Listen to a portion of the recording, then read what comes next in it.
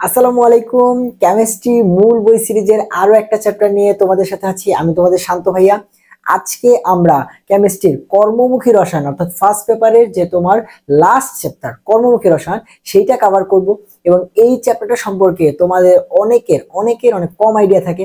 তোমরা এইচএসসি থেকে শুরু করে অ্যাডমিশন পর্যন্ত অনেকেই এই চ্যাপ্টারের নামটাও ঠিক মতো শোনো না। তোমাদের এই চ্যাপ্টারের কথা বললে তোমরা বলো আচ্ছা ভিনেগারের চ্যাপ্টার, ওই যে ভিনেগার যে চ্যাপ্টারে আছে সেইটা, শুধু ভিনেগার পড়লেই হবে।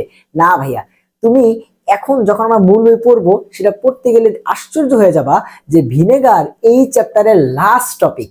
তার আগে এই চ্যাপ্টারে পড়ার মতো অনেক টপিক আছে যেগুলো হয়তো তোমরা আজকে অনেকে নতুন দেখবা, যারা এর আগে মেইন বই পড়ো নাই, শুধুমাত্র ওই যে সিকিউ অ্যান্সার করার জন্য ভিনেগার পার্টটা পড়ছো। সো তুমি দেখো ভিনেগার এই চ্যাপ্টারের লাস্ট টপিক, তার আগে কতগুলো টপিক তোমার এইখানে আছে। এবং এখান থেকে এইচএসসি থেকে শুরু করে অ্যাডমিশন সব জায়গায় অহরহ প্রশ্ন আসে এবং সেই প্রশ্নগুলো আমরা অ্যান্সারই করতে পারি না, কারণ আমরা তো জানিই না যে এগুলো আলটিমেটলি এই চ্যাপ্টারে আছে। সো মেইন বই আমরা পড়তেছি এই জন্য যেন আমরা বইয়ের খুঁটিনাটি সবগুলো তথ্য থিওরিটিক্যালি জানি, যেন এমসিকিউ অ্যান্সার করতে আমাদের আর কোনো সমস্যা না হয়। তাহলে চলো এই চ্যাপ্টারটা এইচএসসি অ্যাডমিশন সব জায়গার জন্য গুরুত্বপূর্ণ, সব জায়গাতে এখান থেকে প্রশ্ন আসে। তাহলে আমরা শুরুতেই যাবো কর্মমুখী রসায়নে। তো কর্মমুখী রসায়নের শুরুতে তোমার খাদ্য রিলেটেড যত কিছু আছে, খাদ্য নিরাপত্তা, খাদ্যের মধ্যে কিভাবে পচন হয়, কিসের কারণে পচন হয়, তো পচন হইলে সেটাকে সংরক্ষণ করার জন্য আমরা কি করব, তোমার ব্যাকটেরিয়া ছত্রাক এগুলো যেন না জন্মাইতে পারে তার জন্য কি করব, খাবার যে উৎপাদন করব জমিতে কি সার ইউজ করব, এই সব কিছু নিয়ে আলোচনা করা আছে, মানে খাবার নিয়ে। তো প্রথমে আসো, এই চ্যাপ্টারের প্রথম টপিকের নামে কি ভাইয়া? খাদ্য নিরাপত্তা এবং রসায়ন, অর্থাৎ খাবারের সাথে রসায়ন কেমনে কানেক্টেড। তো এখানে প্রথমত আমাদের যেটা পড়তে হবে সেটা ভাইয়া যে এই যে খাবারের নিরাপত্তাটা কয়টা ভাগে বিভক্ত? তিনটা ভিত্তির উপর প্রতিষ্ঠিত। তো এখান থেকে এমসিকিউ আসে যে খাবার নিরাপত্তা তোমার কয়টা ভিত্তির উপর প্রতিষ্ঠিত? তিনটা ভিত্তির উপরে। কি কি? প্রথমত ভাইয়া পর্যাপ্ত খাদ্য প্রাপ্তি।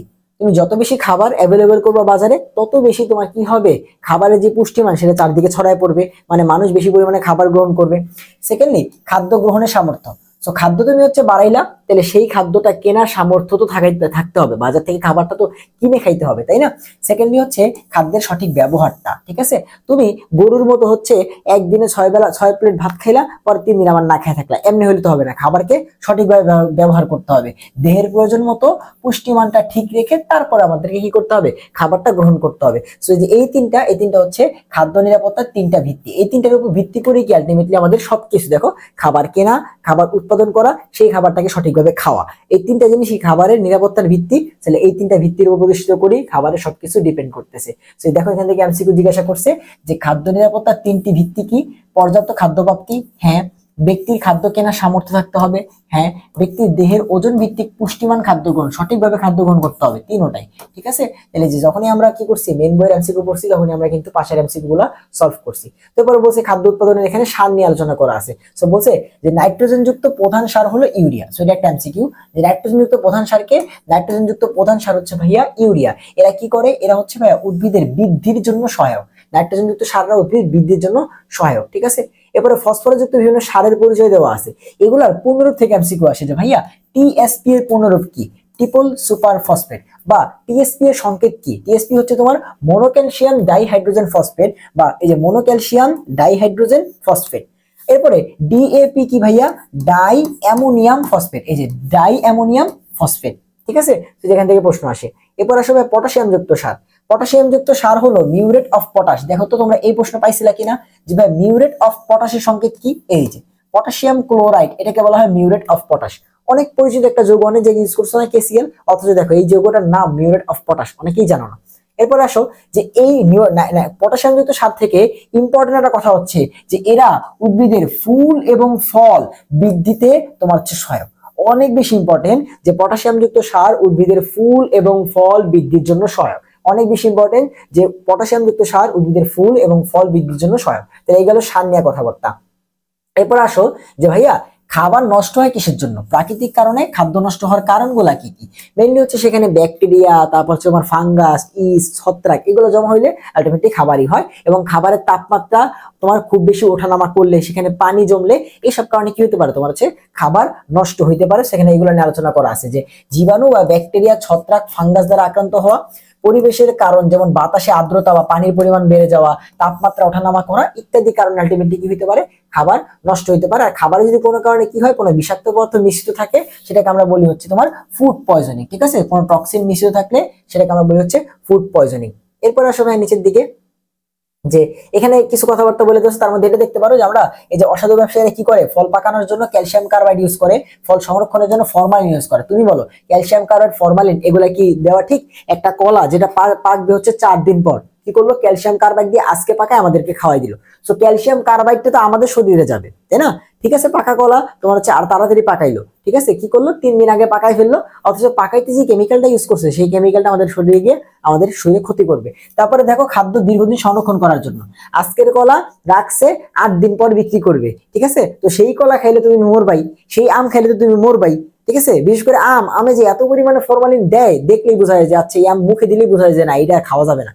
ঠিক আছে, তাহলে যে ফরমালিন কি করে ভাই, ফরমালিন হচ্ছে লাশ সংরক্ষণ করার জন্য, তাই না, সেইটা আমাদেরকে খাবারে মিশায়। তো এখানে আমরা কি হবে, আমরা তো মরবই ডেইলি, তাই না? বাংলাদেশের খাবারে যে পরিমাণে ফরমালিন, আমরা ডেইলি মরতেছি। বাংলাদেশের মানুষের কিন্তু দেখবে এই রোগ লাগেই থাকে, কিসের জন্য, যে খাবারই ঠিক নেই, খাবারই ঠিক নেই, মানুষের রোগ তো হবেই।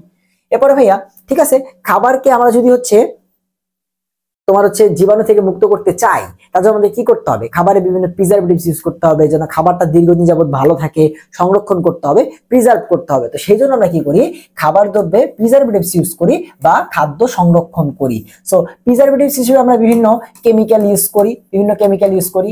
এছাড়াও খাবার সংরক্ষণের দুইটা কৌশল আমাদের একদম আদিকাল থেকে চলে আসতেছে, একদম আমাদের বাপ দাদার আমল থেকে। সেটা কি, যে হয় তুমি খাবারকে শুকনা করে সংরক্ষণ করো, অথবা তুমি একদম ফ্রিজের মধ্যে করে সংরক্ষণ করো, অনেক ঠান্ডা করে সংরক্ষণ করো। তাইলে প্রিজারভেটিভস ইউজ করি যেগুলো হচ্ছে কেমিক্যাল, ঠিক আছে। আর খাদ্য সংরক্ষণের জন্য বিভিন্ন কৌশল আমরা তোমার হচ্ছে কি করি, শুকাইতে পারি, লবণ চিনি এগুলো মিশিয়ে রাখতে পারি। আবার হচ্ছে তোমার ফ্রিজিং, আমরা কি করি, ফ্রিজে খাবার সংরক্ষণ করি না, দীর্ঘদিন যাবত মাছ মাংস রাখতে পারি, 2 মাস 3 মাসও থাকে, হচ্ছে তোমার ফ্রিজ। তাহলে একবার শুকাইতে পারি, ফ্রিজে করতে পারি। তো সেগুলো আমরা এখন ডিটেলসে পড়বো। যে প্রথমত আসো ভাইয়া, খাবার নষ্ট হওয়ার প্রধান কারণটা কি?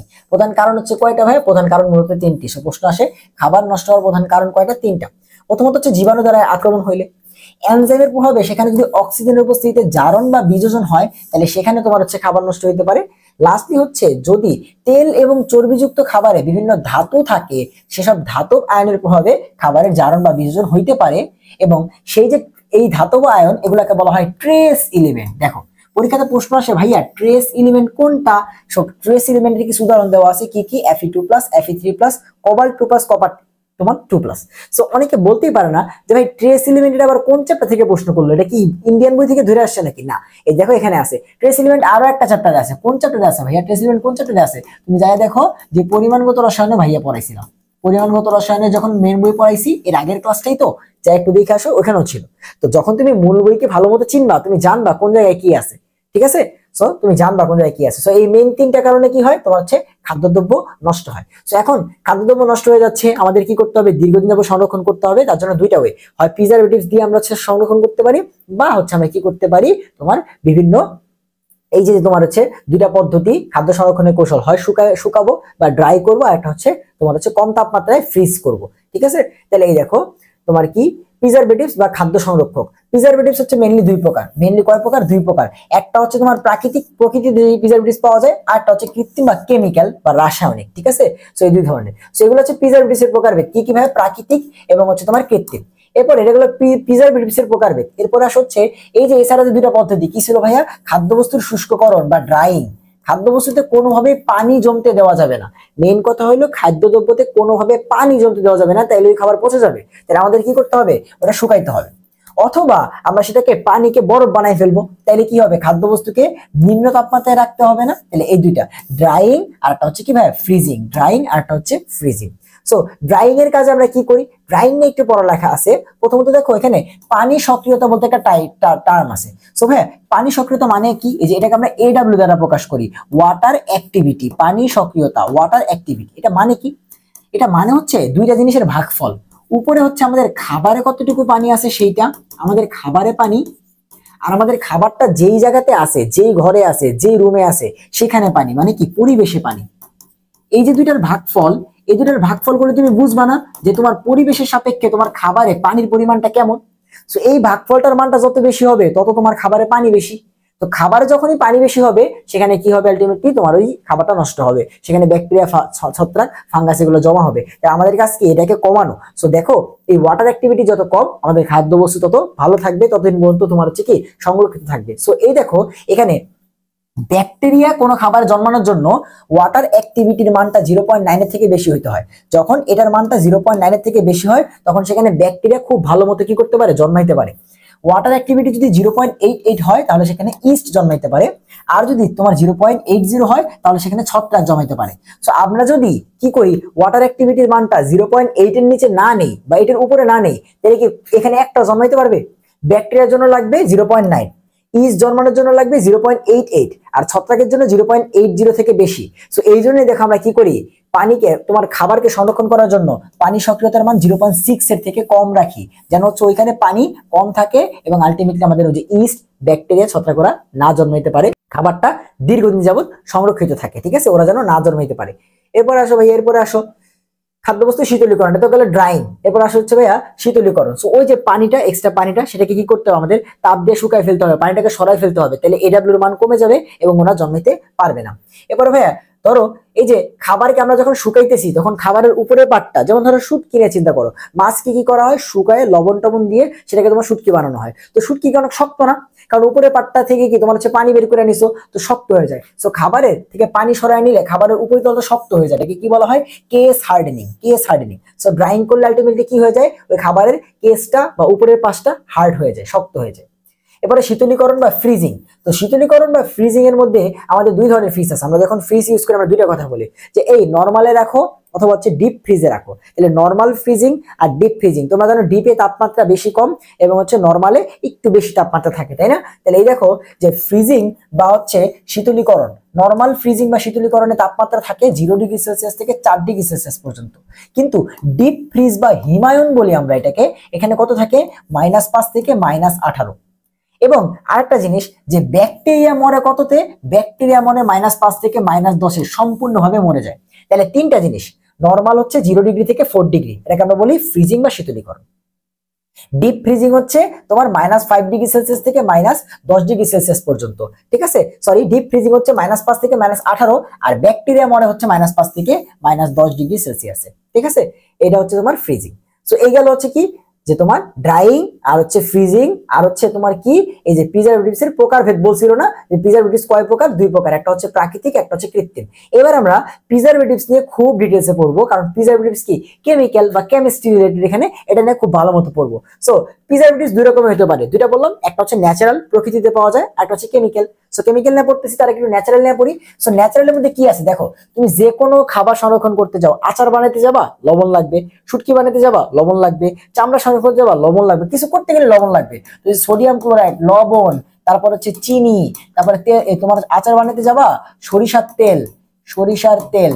এরপরে ভাই কি আছে, হলুদ, রসুন, এগুলো সব কি প্রকৃতিতে পাওয়া যায় না, মানে যত ধরনের মশলা আছে, যত ধরনের মশলা আছে এটা সব কি আমাদের খাদ্য সংরক্ষণে কাজে লাগে। তো যে চিনি, তারপর হচ্ছে তোমার লবণ, সরিষার তেল, মশলাগুলো কি আলটিমেটলি আমাদের কাজে লাগে। তো এগুলোই বলে দেওয়া আছে যে প্রাকৃতিক ফুড সংরক্ষণের মধ্যে এগুলো আছে, চিনি, লবণ, মশলা, তারপরে হলুদ, রসুন, সরিষার তেল ইত্যাদি, ঠিক আছে। এরপর আসো প্রত্যেকটা সম্পর্কে একটু আলোচনা করা আছে, যেহেতু লবণ অনেক বেশি ইউজ হয়, লবণ নিয়ে একটু আলোচনা করা আছে। মনে রাখবা কোনো খাবারকে লবণ দিয়ে সংরক্ষণ করার প্রসেসের নাম হচ্ছে কিউরিং। নাম কি ভাই, কিউরিং। দেখো এই যে কিউরিং পদ্ধতিতে কি করি আমরা, সবজি, কাঁচা ফল, মাছ, মাংস লবণ দিয়ে সংরক্ষণ করি, ঠিক আছে। এবং সেখানে আমরা কতটুকু রাখি, 7 থেকে 8% সোডিয়াম ক্লোরাইড বা লবণ দিই। এবারে সরিষার তেল, সরিষার তেল দিয়ে আমরা খাদ্য সংরক্ষণ করি। চিনি, চিনি কতটুকু রাখি, চিনি রাখি হচ্ছে তোমার 65 থেকে প্রায় 70%, মোটামুটি ডিপেন্ড করে, ঠিক আছে। তো চিনি যেটা করে, অসমোসিস প্রক্রিয়ায় যে পানিটাকে শোষণ করে নেয়, অবিশ্রবণ বা অসমোসিস পদ্ধতিতে পানিটাকে শোষণ করে নেয়, ফলে পানি নিয়ে গেছে মানে ওখানে ওরা জন্মাইতে পারবে না। তো যে ব্যাকটেরিয়া কি হয়ে যায়, বিনষ্ট হয়ে যায়। তো মেইন কনসেপ্ট এটা, ওদেরকে পানি রাখা যাবে না। এবারে আচার তৈরি বা পিকলিং। সো পরীক্ষাতে পিকলিং আসে, বলে মানে বলতেই পারে না যে পিকলিং মানে আচার, পিকল বা জেম বা আচার। সো পিকলিং প্রসেসে কি ইউজ করা হয়, এই যে লবণ, তেল, তারপর হচ্ছে তোমার চিনি, ভিনেগার, সিরকা দিয়ে না, সিরকা বাপমারা সিরকা দেয়, তারপর হচ্ছে তোমার হলুদ, এই যে ভিনেগার, তারপর সরিষার তেল, তারপরে লবণ, এগুলো ইউজ করা হয় পিকলিং, পিকলিং, ঠিক আছে। তো পরীক্ষাতে আসে আচার তৈরি বা পিকলিং এ কোনটা ইউজ করা হয়, সেখান থেকে যে কোনো একটা আসবে, বা কোনটা ইউজ করা হয় না, সেখানে ধরো সরিষার তেল দিল, ভিনেগার দিল, লবণ দিল, আর ধরো অন্য কিছু একটা যৌগ দিয়ে দিল। তাহলে এটি যদি ইউজ করা হয় তাহলে অন্য যে যৌগটা দিবে সেটা হচ্ছে অ্যান্সার, যেটা ইউজ করা হয় না, ঠিক আছে। এইভাবে কিন্তু এমসিকিউ আসতে পারে। সেগুলো কি প্রাকৃতিক, এইবার আসে কৃত্রিম। মোস্ট ইম্পর্টেন্ট পার্ট এখান থেকে পড়া শুরু হয়ে গেল যে ভাই আমাদের কেমিস্ট্রি পড়া শুরু হলো এখন, যে প্রাকৃতিক বা অনুমোদিত কেমিক্যাল কতটুকু ফুড প্রিজারভেটিভস আছে, সেগুলো হচ্ছে মেইনলি 3 প্রকার। কয় প্রকার? 3 প্রকার। এখন আসো এই চ্যাপ্টারে টোটাল 3টা জিনিস পড়লাম, যে খাদ্য নিরাপত্তা কয়টা ভিত্তি, তোমার সে 3টা ভিত্তি, খাদ্যের পচন কয় ভাবে, 3 ভাবে, কৃত্রিম প্রিজারভেটিভস কয়টা, 3 প্রকার। ঠিক আছে, সো প্রথম 3টা ভাগে 3 প্রকার করে, কি কি নাম কি? একটা হচ্ছে অ্যান্টি মাইক্রোবায়াল এজেন্ট, একটা হচ্ছে anti microbial agent, anti oxidant agent, এবং আরেকটা হচ্ছে কিলেটিং এজেন্ট। একটা হচ্ছে কি ভাইয়া অ্যান্টি মাইক্রোবায়াল এজেন্ট, একটা হচ্ছে অ্যান্টি অক্সিডেন্ট এজেন্ট, একটা হচ্ছে কিলেটিং এজেন্ট। ভাইয়া অ্যান্টি মাইক্রোবায়াল এজেন্ট বলতে কি বোঝায়? অ্যান্টি মাইক্রোবায়াল এজেন্ট বলতে ওই রকম কেমিক্যাল গুলাকে বোঝায় যেগুলা কি করে, অম্লীয় পরিবেশে কাজ করে, অম্লীয় বা অ্যাসিডিক পরিবেশে কাজ করে H+ কে তোমার হচ্ছে দিয়ে ব্যাকটেরিয়া গুলাকে মেরে ফেলে, H+ তৈরি করে সেখান থেকে ব্যাকটেরিয়া গুলাকে মেরে ফেলে। ঠিক আছে, এগুলাকে বলি অ্যান্টি মাইক্রোবায়াল। ভাইয়া অ্যান্টি অক্সিডেন্ট মানে কি? এরা হচ্ছে অক্সিজেন শোষণ করে, ওই যে পানি থেকে অক্সিজেন শোষণ করে ফেলে, আলটিমেটলি সেখানে কি হতে পারে না, পানি জমতে পারে না। এরা হচ্ছে অ্যান্টি অক্সিডেন্ট, দেখো অক্সিজেনের তোমার বিপরীতে কাজ করে। ভাইয়া কিলেটিং এজেন্ট, কিলেটিং এজেন্ট কি? তেল বা চর্বি জাতীয় খাবার যেগুলো আছে, তেল বা চর্বি জাতীয় খাবার যেগুলো আছে, সেখানে ওই যে ট্রেস এলিমেন্ট যে ধাতুগুলো আছে না, Fe2+, Fe3+, এইগুলাকে তোমার হচ্ছে খাবার থেকে সরাই নেওয়ার জন্য আমরা কিলেটিং এজেন্ট ইউজ করি। এটা দেখো মেইনলি খাবার পচতে ছিল 3টা কারণে, পানি জমতেছিল, তো পানিকে বের করার জন্য আমরা অ্যান্টি মাইক্রোবায়াল এজেন্ট দিলাম, সেগুলো কি কাজ করে, অ্যাসিডীয় মাধ্যমে কাজ করে, সেখানে পানিকে তোমার হচ্ছে H+ প্রডিউস করে এবং জীবাণুকে মেরে ফেলে। অ্যান্টি অক্সিডেন্ট কি? অক্সিজেন বা জারণ হইতে দেয় না। কিলেটিং এজেন্ট কি? ওই যে তোমার হচ্ছে তেল চর্বি জাতীয় খাবারে যে তোমার ট্রেস এলিমেন্ট গুলো আছে, ধাতুগুলো থাকে, সেগুলাকে তোমার হচ্ছে সরাই ফেলতে ইউজ হয়। তাহলে এই 3 টাইপের আমাদের কি আছে, কেমিক্যাল প্রিজারভেটিভস আছে। তাহলে এবার আমরা একে একে ফার্স্ট অ্যান্টি মাইক্রোবায়াল, তারপরে অ্যান্টি অক্সিডেন্ট, তারপরে কিলেটিং এজেন্ট নিয়ে পড়াশোনা করব। সো যতটুকু লাগবে ভাই ততটুকুই পড়বো। ফার্স্টে আসো ভাইয়া অ্যান্টি মাইক্রোবায়াল এজেন্ট। সো এই অ্যান্টি মাইক্রোবায়াল এজেন্টের মধ্যে আমাদের কি কি নিয়ে পড়তে হবে সেটা আগে দেখি, যে আমাদের সোডিয়াম বেনজয়েট এবং বেনজয়িক অ্যাসিড নিয়ে পড়তে হবে, এবং বেনজয়িক অ্যাসিডের যে স্ফুটনাঙ্ক সেটা অনেক বেশি ইম্পর্টেন্ট, অনেক জায়গাতে দেওয়া আছে যে 121°C। ঠিক আছে, আবার ওটা দেখে নিলাম। Potassium sorbate, sodium sorbate, calcium sorbate, অর্থাৎ সরবেট জাতীয় যে যৌগগুলো আছে সেইগুলোকে আমাদেরকে ইউজ করতে হবে। সাইট্রিক অ্যাসিড ইউজ করা হয় অ্যান্টি মাইক্রোবায়াল এজেন্ট হিসেবে, দেখো এগুলো সবই কিন্তু অ্যাসিড টাইপের। Acetic acid, calcium propanoate, nitrate লবণ, সালফাইড ডাইঅক্সাইড গ্যাস, পটাশিয়াম মেটাবাইসালফেট, এগুলো মানে সালফার জাতীয় যৌগগুলো যেগুলো আছে এগুলো। ঠিক আছে, সো এই হচ্ছে আমাদের অ্যান্টি মাইক্রোবায়াল এজেন্ট। এখন এদের সম্পর্কে আমরা বিস্তারিত জানবো। প্রথমত আসো, আর এর আগে তোমার হচ্ছে রাসায়নিক প্রিজারভেটিভস এর বৈশিষ্ট্যটা দেওয়া আছে, আমরা একটু আগে বললাম যেগুলো কি হবে ভাইয়া, এগুলো হচ্ছে অ্যাসিডীয় মাধ্যম, এগুলো কি করে, H+ তৈরি করে, সেই H+ দিয়ে কি করে, তোমার হচ্ছে ব্যাকটেরিয়াকে মেরে ফেলে। ঠিক আছে, ব্যাকটেরিয়াকে মেরে ফেলে। ঠিক আছে, এটা হচ্ছে তোমার কিসে কাজ করে ভাইয়া, অম্লীয় মাধ্যমে কাজ করে। অম্লীয় মাধ্যমে কাজ করার কারণে ব্যাকটেরিয়া বৃদ্ধির জন্য এরা কি করে, বাধা হয়ে দাঁড়ায়। তো প্রথমত আসো সোডিয়াম বেনজয়েট এবং বেনজয়িক অ্যাসিড কি পড়তে হবে। এখন আমরা যতগুলাই পড়বো সেগুলো সম্পর্কে টোটাল কি কি পড়বো, যে ওর তোমার হচ্ছে স্পেশাল কোনো বৈশিষ্ট্য আছে কিনা, ও কোথায় ব্যবহার করা হয়, এটা কি আচার তৈরিতে, রুটি তৈরিতে, জেল তৈরিতে, কিসে ইউজ করা হয় সেটা পড়বো, এবং তোমার হচ্ছে ও যদি অ্যাসিড হয় তাহলে পিএইচ, পিকে এগুলো দেওয়া থাকলে পড়বো। তাহলে সোডিয়াম বেনজয়েট এবং বেনজয়িক অ্যাসিড এইটা সম্পর্কে প্রথমে তোমার যেটা পড়তে হবে, যে সোডিয়াম বেনজয়েট এবং বেনজয়িক অ্যাসিডের পিএইচটা যখন 4.5 এর নিচে থাকে তখন এরা খুব ভালো কাজ করে, এদের কার্যকারিতা পিএইচ যখন 4.5 এর নিচে থাকে তখন খুব ভালো কাজ করে, এটা পড়তে হবে। এবং এদের পিএইচ এর মানটা কত, 4.2, তো 4.5 এর নিচে আসে না, সো এদের জন্য কি করে, কাজ করাটা তখন সোজা হয়ে যায়। তাহলে পিএইচ পড়লাম। এরপর আসো যে এদের সর্বাধিক কতটুকু তুমি ব্যবহার করতে পারবা, সর্বাধিক 0.1% পর্যন্ত ব্যবহার করতে পারবা। তুমি হচ্ছে জাস্ট খেলে মন চাইলো আর যত মন চাই তত হচ্ছে ভালো দেখে তুমি এদের সংরক্ষণ করে দেখে রেখে যত মন চাই দিতে পারবা। লবণ দিয়ে তুমি আচার বানাইলা, কিন্তু লবণ দিয়ে তুমি আচার সংরক্ষণ করতে গিয়ে যদি হচ্ছে 1 বয়ম লবণ দিয়ে দাও তাহলে কি হবে, তাহলে ওই আচার তুমি খেতে পারবা না, একটা নির্দিষ্ট মাত্রা আছে যে এতটুকু তুমি ইউজ করতে পারবা। তাহলে এই যে তোমার সোডিয়াম বেনজয়েট আর বেনজয়িক অ্যাসিড কতটুকু ইউজ করা যাবে, 0.1%। কই ইউজ করা হয় ভাইয়া, চানাচুর, চিপস, বিভিন্ন পনির, সালাদ, বিভিন্ন ফলের আচার, টমেটো সস ইত্যাদিতে 0.1% পরিমাণে কি ইউজ করা হয়, সোডিয়াম বেনজয়েট এবং প্রিজারভেটিভস। তাহলে কেমনে পড়লাম, প্রথমত ওর পিএইচ মানটা যেহেতু একটা অ্যাসিড, কতটুকু হাইয়েস্ট ইউজ করা যায়, কই ইউজ করে।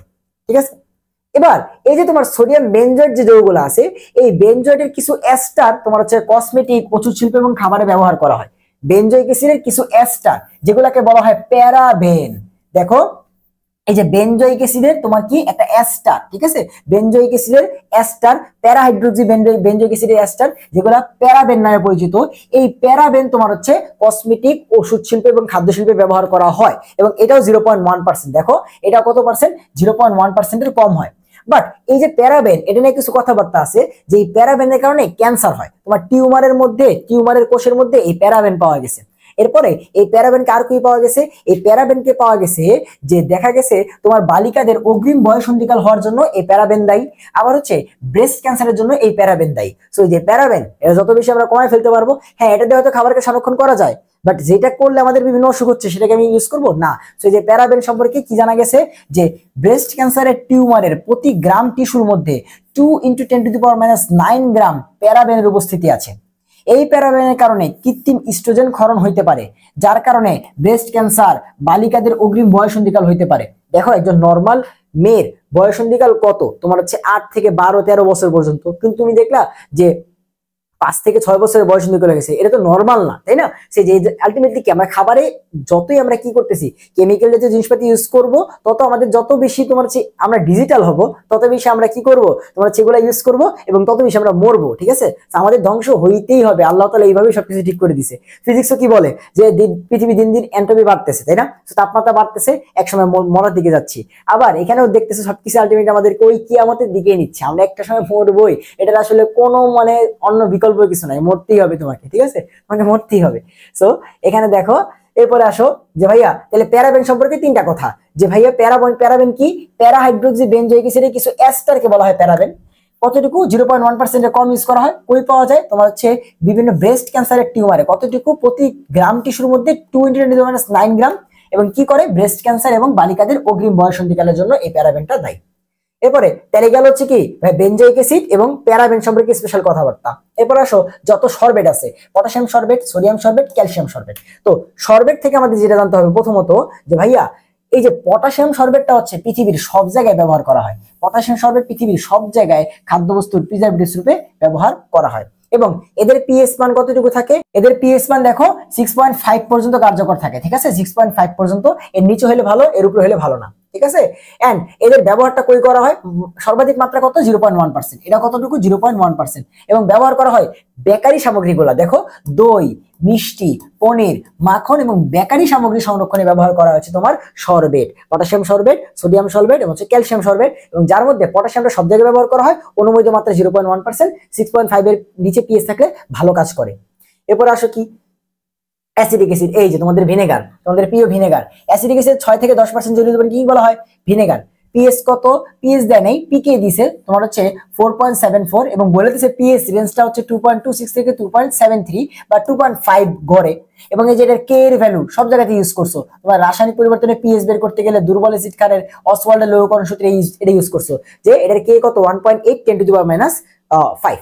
ঠিক আছে? সো কই ইউজ করা হয়, কই ইউজ করা হয়, ভিনেগার, আচার, চাটনি, সস, এই টাইপের জিনিসপাতিতে আমাদের এই ভিনেগার বা সিরকা বলি না আমরা, সেটা ইউজ করা হয়, ঠিক আছে? এবং ভিনেগারটা কি, অ্যাসিডিক অ্যাসিডের 6 থেকে 10% জলীয় দ্রবণ, অনেকবার করে পরীক্ষাতে আসছে, ভিনেগার কি, ভিনেগার কি, ভিনেগার কি, ভিনেগার হচ্ছে অ্যাসিডিক অ্যাসিডের 6 থেকে 10% জলীয় দ্রবণ। এরপরে ভাই ক্যালসিয়াম প্রোপানয়েড, ঠিক আছে? সর্বোচ্চ অনুমোদিত মাত্রা কত পার্সেন্ট দেওয়া কি আছে, এই দেখো অনুমোদিত মাত্রা 0.1 থেকে 0.3 ppm, 0.1 থেকে 0.3 ppm। কই ইউজ করা হয় ভাইয়া, পাউরুটি, বিস্কুট, দুগ্ধ জাতীয় মাখন, পনির ইত্যাদিতে ব্যবহার করা হয়, ঠিক আছে? তাই সাইট্রিক অ্যাসিড, সাইট্রিক অ্যাসিডের পিকে কত দেওয়া আছে, 3.14, এটা কত ছিল, অ্যাসিডিক অ্যাসিড কত ছিল, 4.74, ঠিক আছে? সো এই যে সাইট্রিক অ্যাসিড অনুমোদিত মাত্রা কত, অনুমোদিত মাত্রা 200 থেকে 350 ppm ইউজ করা হয়। সাইট্রিক অ্যাসিড অনেকবার করে আসছে যে ভাই জ্যাম, জেলি, ক্যান্ডি মানে চকলেট, রান্না করা মাছ, মাংস, কোটাজাতকরণে কি ইউজ করা হয়, এই সাইট্রিক অ্যাসিডটা ব্যবহার করা হয়। অনুমোদিত মাত্রা 200 থেকে 350 ppm। তাই নাইট্রেট এবং নাইট্রাইট সুপার ডুপার ইম্পর্টেন্ট, আমাদের সময় বোর্ড পরীক্ষাতে আসছে যে নাইট্রেট এবং নাইট্রেট সম্পর্কে একটা জিনিস মাস্ট জানা লাগবে, যে ভাই এটা মাছ এবং মাংস সংরক্ষণে ব্যবহার করা হয়, যে মাছ এবং মাংস খাদ্য সংরক্ষণে নাইট্রেট এবং নাইট্রাইট লবণ ব্যবহৃত হয়। অনুমোদিত মাত্রা 120 ppm, অনুমোদিত মাত্রা 120 ppm। জাস্ট দুইটা ইনফরমেশন, যে মাছে এবং মাংস সংরক্ষণে nitrate, nitrite, nitrate, nitrite, nitrate, nitrite, ঠিক আছে? ওকে, সো এই নাইট্রেট এবং নাইট্রেট যেটা করে, মাছ মাংসে থাকা যে ব্যাকটেরিয়া ক্লস্ট্রিডিয়াম বোটুলিনাম, এই ব্যাকটেরিয়ার কোষ মেমব্রেনটাকে ফাটায় দেয়। ঠিক আছে, ফাটাই দিয়ে তোমার হচ্ছে ওদেরকে মেরে ফেলে, ক্লস্ট্রিডিয়াম বোটুলিনাম। সো প্রশ্ন আসতে পারে যে মাছ মাংসে কোন ব্যাকটেরিয়া থাকে? ক্লস্ট্রিডিয়াম বোটুলিনাম, মানে কে? তোমার হচ্ছে নাইট্রেট এবং নাইট্রেট, অনুমোদিত মাত্রা 120 ppm। ওকে, এরপর আসো ভাইয়া সালফার ডাইঅক্সাইড বা তোমার হচ্ছে সালফাইড লবণ। এখন সালফার ডাইঅক্সাইড গ্যাসটা তো তোমার হচ্ছে বিষাক্ত, এটা তো সরাসরি ব্যবহার করা যায় না। তাই এটার জন্য আমরা যেটা করি, সালফাইডের বিভিন্ন লবণ, তারপর হচ্ছে তোমার পটাশিয়াম মেটাবাইসালফাইড K2S2O5 বা পাইরোসালফাইড বলি, এগুলো ব্যবহার করি। ঠিক আছে, এবং এগুলো কই ব্যবহার করা হয়? কাঁচা ফল, ফলের রস, মদ এবং হচ্ছে সবুজ শাকসবজি ইত্যাদি সংরক্ষণে সালফাইড লবণ ব্যবহার করা হয়। ঠিক আছে, ওকে, তাইলে এই দেখো এখানে প্রশ্ন করছে যে ভাই খাদ্যদ্রব্য পচনে অন্যতম সহায়ক কে? দেখলাম যেখানে অক্সিজেন বা পানি আসতেছে ওরাই হচ্ছে আসল কালপিট। ঠিক আছে, তাহলে আমাদের অ্যান্টিমাইক্রোবায়াল এজেন্টের মধ্যে দেখো, আমি যদি আরেকবার রিক্যাপ করি তোমাদের, যেহেতু অনেকে প্রথমবারের মতো পড়তেছো, দেখো আমরা কি করলাম, অ্যান্টিমাইক্রোবায়াল এজেন্টের মধ্যে পড়তে আসলাম। তো তখন কি আসলো? সোডিয়াম বেনজোয়েট বেনজোইক অ্যাসিড আমরা সর্বোচ্চ মাত্রা পড়লাম, কই ব্যবহার করা হয়? পিএইচ কি। এরপরে সরবেট নিয়ে সর্বোচ্চ ব্যবহার করা হয় কোথায়? পিএইচ কত, এবং হচ্ছে তোমার সর্বাধিক মাত্রা কই ব্যবহার করা হয়। এরপরে আমরা বললাম হচ্ছে ভিনেগার বা অ্যাসিটিক অ্যাসিড, এরপরে আমরা বললাম ক্যালসিয়াম প্রোপানয়েড, এরপরে সাইট্রিক অ্যাসিড, নাইট্রেট নাইট্রেট এবং হচ্ছে সালফার। তাহলে এই অ্যান্টিমাইক্রোবায়াল এজেন্ট গুলা কি করে? আলটিমেটলি হচ্ছে তোমার ওই যে অক্সিজেন বা ব্যাকটেরিয়া ইস্ট এগুলাকে মেরে ফেলে, অক্সিজেন পানি এগুলাকে তোমার হচ্ছে দূর করে ফেলে। ওকে, এরপর নিচের দিকে আসি। এরপর আসবে অ্যান্টি অক্সিডেন্ট। এরা কি করতে পারে না, এই যে এরা হচ্ছে তোমার যে কোনো জায়গা থেকে অক্সিজেন মূলকটাকে শোষণ করে নিয়ে যায়। অক্সিজেন মূলকটাকে শোষণ করে নিয়ে গেলে কি হবে? বিশেষ করে এগুলো কই পাওয়া যায়? তেল এবং চর্বি লিপিড অণুর জারণ বিজারণে থেকে অক্সিজেনটাকে শোষণ করে, অক্সিজেন শোষণ করে। ঠিক আছে, এগুলা কি করে? অক্সিজেন শোষণ করে। তো খাবার থেকে অক্সিজেন শোষণ করে নিলে খাবারটা দীর্ঘদিন পর্যন্ত টিকে থাকে। সেগুলা কি? অ্যান্টিঅক্সিডেন্ট। এখন এই অ্যান্টিঅক্সিডেন্ট আবার কি হতে পারে ভাইয়া? দুই রকম হতে পারে। কিছু অ্যান্টিঅক্সিডেন্ট আছে, যারা হচ্ছে মুক্তমূলক শোষণকারী অ্যান্টিঅক্সিডেন্ট, যারা কি করে? মুক্তমূলক শোষণের মাধ্যমে আলটিমেটলি এই কাজটা করে, মুক্তমূলক শোষণকারী। আর আরেকটা কি? আরেকটা হচ্ছে অক্সিজেন শোষণকারী অ্যান্টিঅক্সিডেন্ট। তাহলে দুই টাইপের অ্যান্টিঅক্সিডেন্ট আছে, একটা হচ্ছে মুক্তমূলক শোষণকারী, একটা হচ্ছে তোমার মুক্তমূলক, একটা হচ্ছে অক্সিজেন। সো মুক্তমূলকের মধ্যে কি কি আছে? বিএইচএ, প্রত্যেকটার পূর্ণরূপ লাগবে। বিএইচএ মানে কি? Butylated hydroxy anisole, butylated hydroxy anisole, BHA. BHT, butylated hydroxy toluene, BHT. Tertiary মানে টি, বিউটাইল মানে B, hydro H, quinone Q, TBHQ, tertiary butyl hydroquinone. এবং প্রোপাইল গ্যালেট। এই চারটা হচ্ছে মুক্তমূলক শোষণকারী অ্যান্টিঅক্সিডেন্ট। অ্যান্টিঅক্সিডেন্ট দুই প্রকার, একটা হচ্ছে মুক্তমূলক, একটা হচ্ছে অক্সিজেন। মুক্তমূলকে কে আছে? BHA, BST, TBHQ, propyl gallate, চারটা। BHA, BST, TBHQ, propyl gallate. এবার আসো অক্সিজেন শোষণকারী। অক্সিজেন শোষণকারীর মধ্যে আমাদের যে প্রাকৃতিক যেগুলো আছে, ভিটামিন সি, ভিটামিন ই এবং সালফাইড লবণ, এগুলো হচ্ছে কি আলটিমেটলি আমাদের অক্সিজেন শোষণকারী। ঠিক আছে, এরপরে আসো যে দুই টাইপের, এটা তো গেল কি তোমার হচ্ছে কে কি শোষণ করে তার উপর ভিত্তি করে। মুক্তমূলক হইলে এগুলা, অক্সিজেন শোষণকারী হইলে এগুলা। এবার হচ্ছে কে প্রাকৃতিক, কে কেমিক্যাল। সো প্রাকৃতিক এবং কেমিক্যাল চিন্তা করে দেখো, তুমি বুঝতেই পারতেছো যে এগুলো সবই কেমিক্যাল, বিএইচএ, টিবিএসকিউ, সালফাইড লবণ, তাই না? তাহলে প্রাকৃতিকের মধ্যে আর কেমিক্যালের মধ্যে পার্থক্য করা খুবই ইজি। প্রাকৃতিকের মধ্যে কি আছে? আমাদের ভিটামিন সি আছে, যেটা ফলমূলে পাওয়া যায়। এবং এই ভিটামিন সি আরেকটা নাম কি দেখো তো? Ascorbic acid. নাম শুনছো না অ্যাসকর্বিক অ্যাসিড? তুমি কি জানতা যে ভিটামিন সি এর আরেক নাম যে অ্যাসকর্বিক অ্যাসিড? এরপর আসো ভিটামিন ই এর আরেক নাম যে টকোফেরল। তুমি কি জানতা? ভিটামিন ই এর আরেক নাম টকোফেরল। কই পাওয়া যায় এগুলো? এখানে দেওয়া আছে, ঠিক আছে, বাট আমাদের এটা জানা দরকার নাই। এবার হচ্ছে বিটা ক্যারোটিন, কই পাওয়া যায় দেখতে পারো, গাজর, মিষ্টি কুমড়া এগুলোতে পাওয়া যায়। তারপরে অধাতু সেলেনিয়াম, এইটা জানতে হবে। তবে অধাতু সেলেনিয়ামটা কই পাওয়া যায়? মাছ, মুরগির মাংস, ডিম এবং রসুন ইত্যাদি খাবারের মধ্যে অধাতু সেলেনিয়াম পাওয়া যায়, এবং এগুলো হচ্ছে প্রাকৃতিক। ঠিক আছে, আর এই যে এগুলো হচ্ছে রাসায়নিক, BHA, BST, TBHQ, propyl gallate, এগুলো কি কেমিক্যাল যৌগ না, রাসায়নিক যৌগ, এগুলো হচ্ছে রাসায়নিক। ঠিক আছে, তাহলে মুক্তমূলক বা অ্যান্টিঅক্সিডেন্ট কয় প্রকার? দুই প্রকার। একটা হচ্ছে তুমি যদি এভাবে চিন্তা করো যে ওরা কি মুক্তমূলক শোষণকারী নাকি অক্সিজেন শোষণকারী, তাহলে দুই প্রকার। মুক্তমূলকের মধ্যে আছে BHA, BST, TBHQ, propyl gallate. আর অক্সিজেনের মধ্যে আছে ভিটামিন সি, ভিটামিন ই এবং সালফাইড লবণ। এবারে তুমি চিন্তা করলো না এটা কি কেমিক্যাল নাকি প্রাকৃতিক? প্রাকৃতিক হলে ভিটামিন সি, ভিটামিন ই, অধাতু সেলেনিয়াম। আর কেমিক্যাল হলে এই যে এগুলো। ঠিক আছে, তাহলে এইভাবে দুইভাবে ভাগ হইতে পারে।